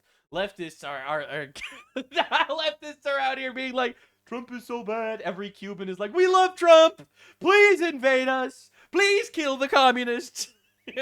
Meanwhile, you got your leftoids being like, man, the poor Cubans that are suffering because Donald Trump is president of the United States. Holy shit. All of that propaganda destroyed by one morsel of reality. Y para nosotros los cubanos, que para bien sea. Do you think it's necessary for change to happen here in Cuba? ¿Cree que es necesario que hay cambios aquí? Sí, pienso que sí. Pienso que sí, muchos años, no sé, y todo el pueblo quiere que cambie la cosa. And what would you say the reality of communism is? Bueno, la realidad del comunismo, unos sí, otros no. Y pienso que el comunismo sea todos iguales. Right, communism should make everyone equal, but somehow communism just makes one upper class just completely control the lower class. Because, you know, they own the means of production and the police and... No, unos sí, otros no. Tiene que ser todo parejo. And it's not like that. No, es así. Y no es así. Right now, they say 7 out of... Because communism can't exist. It is against human nature. It cannot exist. 10 people here in Cuba are going without their necessary meals here. Would you say that's true? Es real, es real. Ahora mismo tenemos muchos problemas con el alimento. They are starving there. We are obese here, all right? And we have leftoids crying el aceite, about how we need communism here. It's like, oh, but the poor starving children in America, we need communism to make sure they get free lunches in schools. Hello? This is communism. Communism comes with a side effect of starvation. El pollo, muchos problemas, todo se está yendo para las pymes y todo el mundo no tiene la misma posibilidad de presupuesto para poder comprar los alimentos. And was this happening before the blockade, or is this just now happening? Sí, pienso que sí. So it's not new that this is happening? No es nuevo. For how many years have I thought it was only because of Trump's blockade. Weird. People been suffering? Bueno, pienso que hace rato ya, pienso que hace tiempo ya que el pueblo está sufriendo por el tema del alimento y muchas cosas que el pueblo sufre que no se expresa porque tiene... They suffer and they can't even say it out loud or they'll go to jail. And this is heartbreaking. Tenemos miedo de la libertad de expresión, porque algunas veces podemos expresar algo que no nos puedan entender y nos perjudica, ¿me entiendes? Por eso es que hay muchas personas que no hablan. And that's something I have noticed when we have been talking to people, is a lot of people are scared to talk about the current situation here in Cuba because of communism, essentially. Hay muchas personas que no quieren expresar lo que sienten porque tienen miedo a cualquier tipo de situación, a que puedan ir presos. They could have their house taken if they speak out against the government. Oh my god, dude. Literally living in a nightmare. This is crazy. Bro, they turned Cuba into Bloodborne under communism. Alright, and I'm supposed to sit here and make believe that the wholesome Chungus commies are actually fighting for the good of us? Get out of here, bro. Eso, que le puedan quitar las casas, a muchas cosas como ha pasado, que hay personas que han expresado lo que sienten y han tenido problemas con el gobierno. And how much does it cost right now for gas? Ahora tenemos $10 un litro de gasolina y la estamos comprando en mercado negro. And how Porque much? ahora, mira, no hay gasolina en ningún cupe. Por eso que ha subido los impuestos y ha subido todo por el tema del petróleo y la gasolina. What be your message to all the people in the world about what's actually happening here in Cuba? Queremos una mejoría, necesitamos una mejoría para que el pueblo esté bien. And this is where things began to get really weird. As we arrived back to the hotel, this man began following us. He was all alone and he kept moving as we moved. Security noticed him telling us. We played it cool and left the hotel a few hours later, and after one interview on the street, we cut the web of spies following and monitoring everything I was doing as this man exposed the raw reality of Cuba unfiltered. What happens at nighttime here in Cuba? ¿Qué pasa aquí en la noche?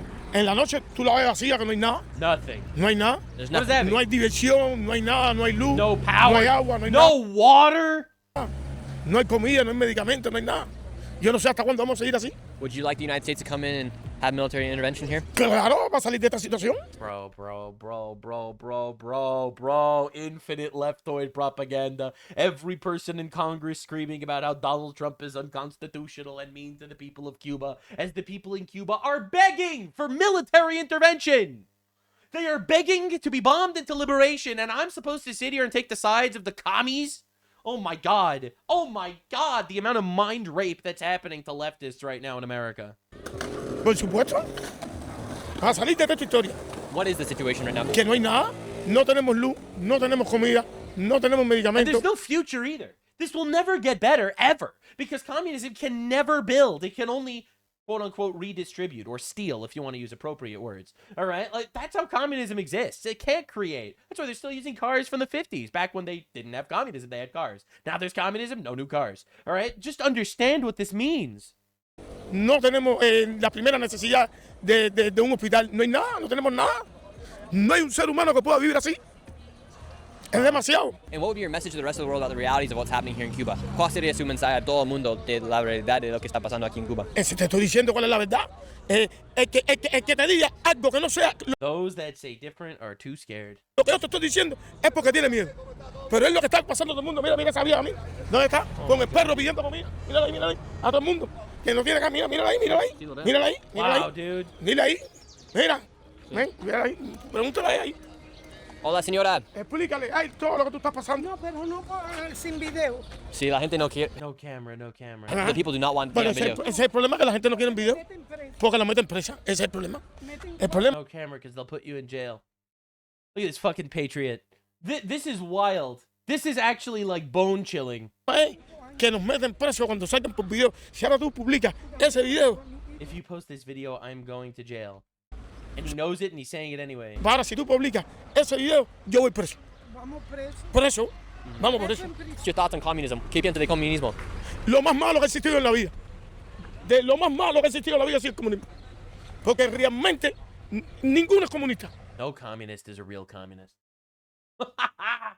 Oh my god. He's so fucking right. I mean, Hassan Piker will preach communism from his fucking mansion in Porsche, all right? With his slaves that work for him.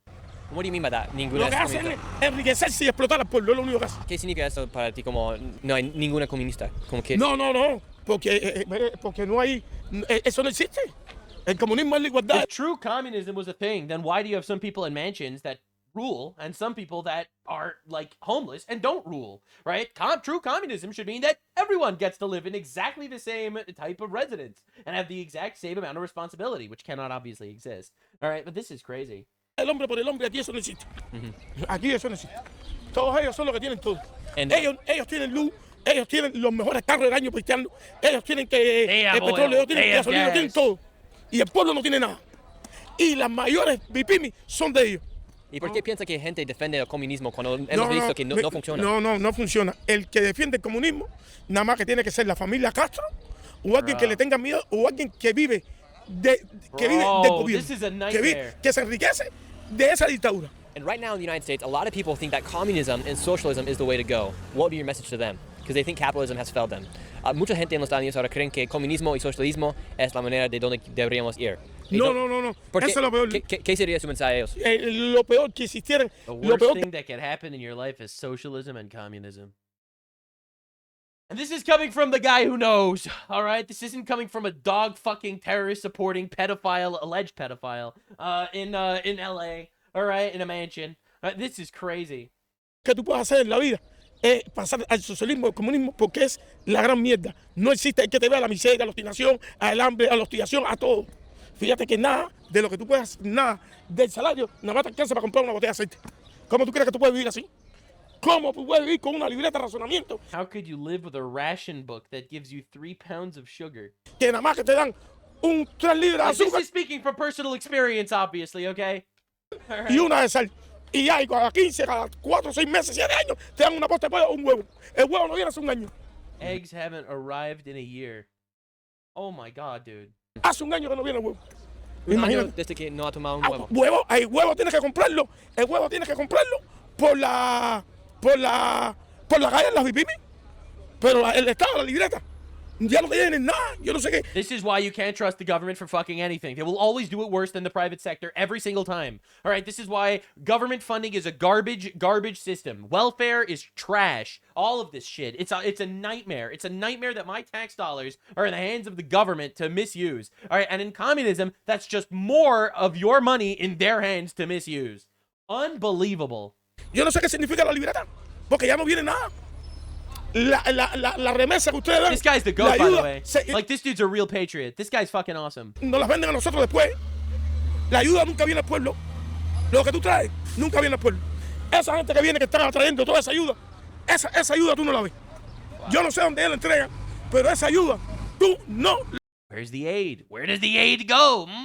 Where does all the rich communists around the world, the Hassan Pikers and the Greta Thunbergs and all these other fucking leftoids, all of them are sending funding. Where's that all going? Where's Code Pink's money going here? Well, it's not going to me. Where's George Soros' donations going? Love me. ¿Y qué sería su mensaje a Donald Trump y Marco Rubio? Donald Trump y Marco Rubio, estoy esperando por ustedes, por favor, para ver si podemos vivir como personas, vivir como ser humano, tener las primeras necesidades como vive un ser humano. Porque estamos viviendo peor que los animales. Peor que los animales estamos viviendo. ¿Cree que sería bueno que los Estados Unidos ayudaran? Claro, por supuesto. Todo el mundo está esperando la intervención. The whole world is waiting for the intervention. You know, it's pretty wild watching this. And every leftoid is screaming that Donald Trump wants to take Cuba. La intervención, porque la gente piensa que la intervención que van a matar a la gente, no. Ya ellos saben los puntos claves, que saben que hay el comité central, que hay punto cero, que saben, todo el mundo sabe dónde están los casos. Ellos saben dónde están los casos. ¿Qué es un buen sueldo aquí en Cuba? ¿Y este? Oh shit. ¿Me metí la foto? Ahí está. Someone's filming them. ¿Estás tirando la foto? Oh shit. Wow. Bro, I hope they don't put this guy in jail. And film that late. I mean, it's good that he blurred him, but... He shot her. Wow. And la última pregunta. This lady had spawned out of nowhere and began spying on us. For instance, look at it. She comes into frame right here, and then she hides behind the lamppost, and then all of a sudden she starts filming us, and then when she goes to the other side of the lamppost, she then begins to act like she's on a phone call. However, But she's not! She's recording! Well, she's gonna get an egg as a reward for this. Continues to point her camera towards our direction.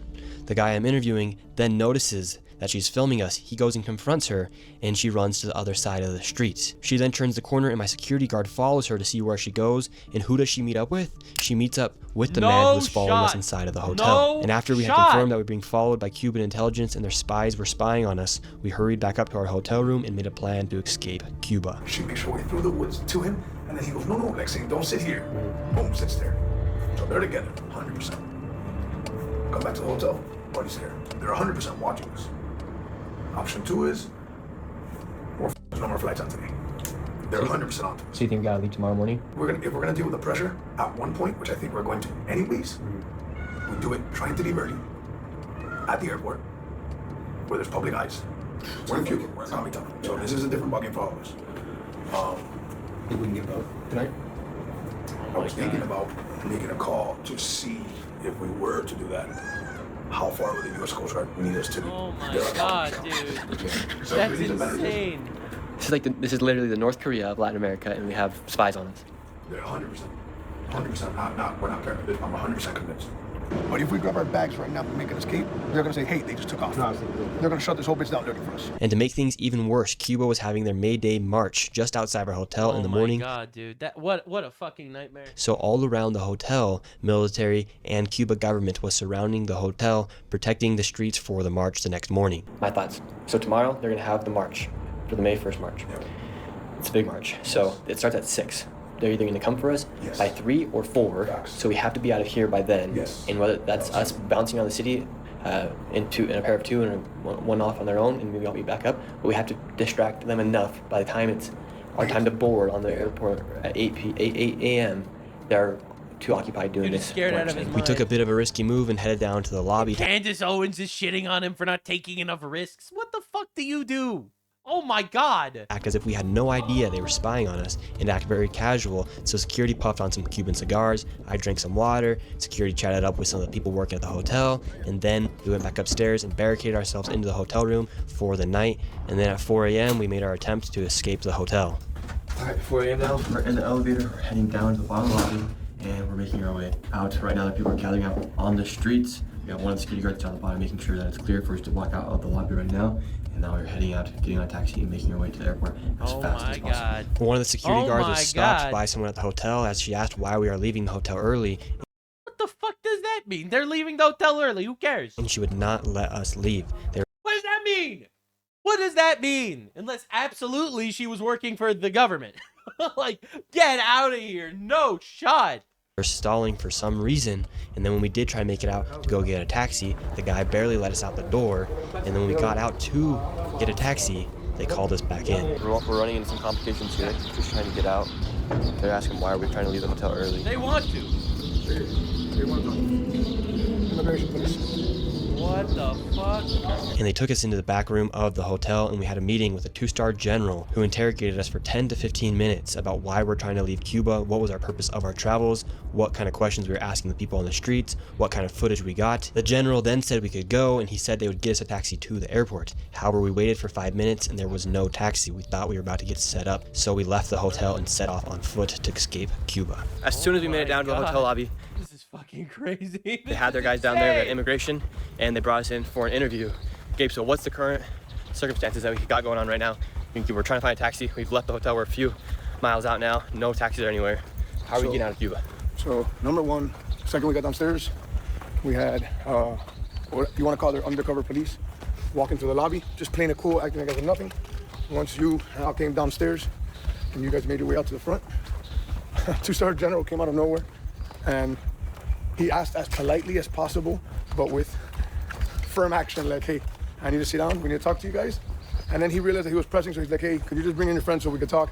And I was like, oh, what's going on? And he goes, I would want to talk inside. That's when he came outside to the outside lobby. I was trying to just engage a conversation there, and he said, I would like to talk inside. We had our conversation. Now, they let us leave, and now we're on foot by the university and the hospital. And we got about another 1.5 miles to the airport, 2 miles. So we're on foot. Hopefully we can get a taxi at some point if we don't get squeezed in before. And there's no taxis out right now. Oh my God, did you see him look at it when he said that? Get a taxi at some point if we don't get squeezed in before. Bro, just like, no, don't say it. Ah. And there's no taxis out right now. That's a bit of a problem right now. The streets are empty. Empty, and everybody's going the opposite direction. By the grace of God, we found one taxi driver in all of Havana who agreed to take us to the airport. The only problem, it's a tricycle that only goes 10 miles per hour. All right, we got our taxi. All right, let's go. Hop on the tricycle, Sorry, baby. taxi to the airport.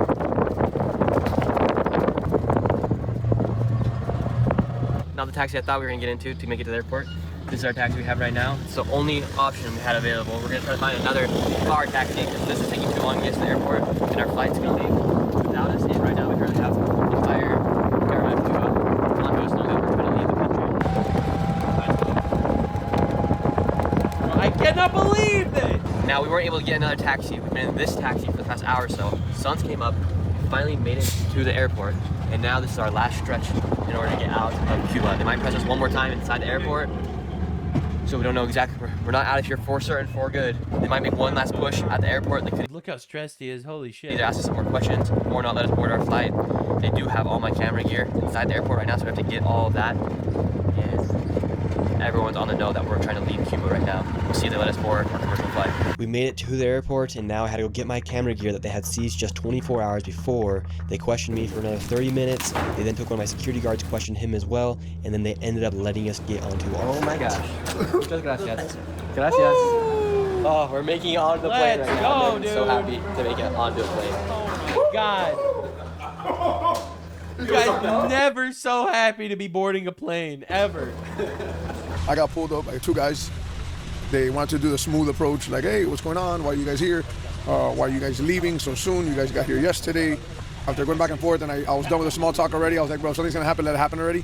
And he's like, I'm like, listen, we had a 2-star general at our hotel at 5 in the morning. You guys are here now. We were pressed all day yesterday, what's up? And he's like, even the president knows that you guys are here. The president of Communist Cuba knew that we were here. He knows that we were here. Facts. They know. They've been watching us all day. They know that we're here. So. You might not see 3 more happier men in the world right now.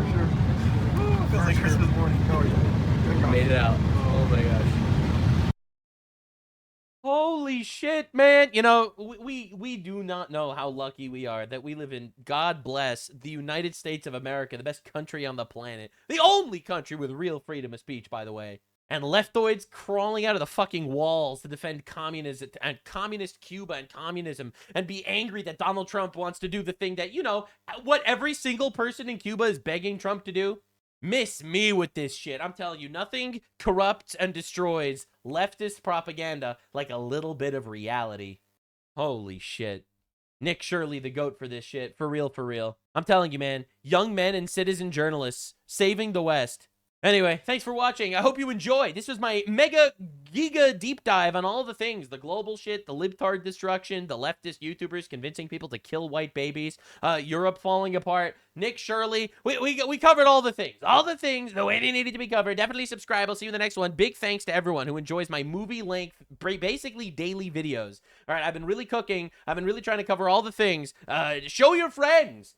We are the voice that is fighting against infinite communist jihad, all right? And by we, I don't just mean me, I mean anyone that's pushing the correct messaging.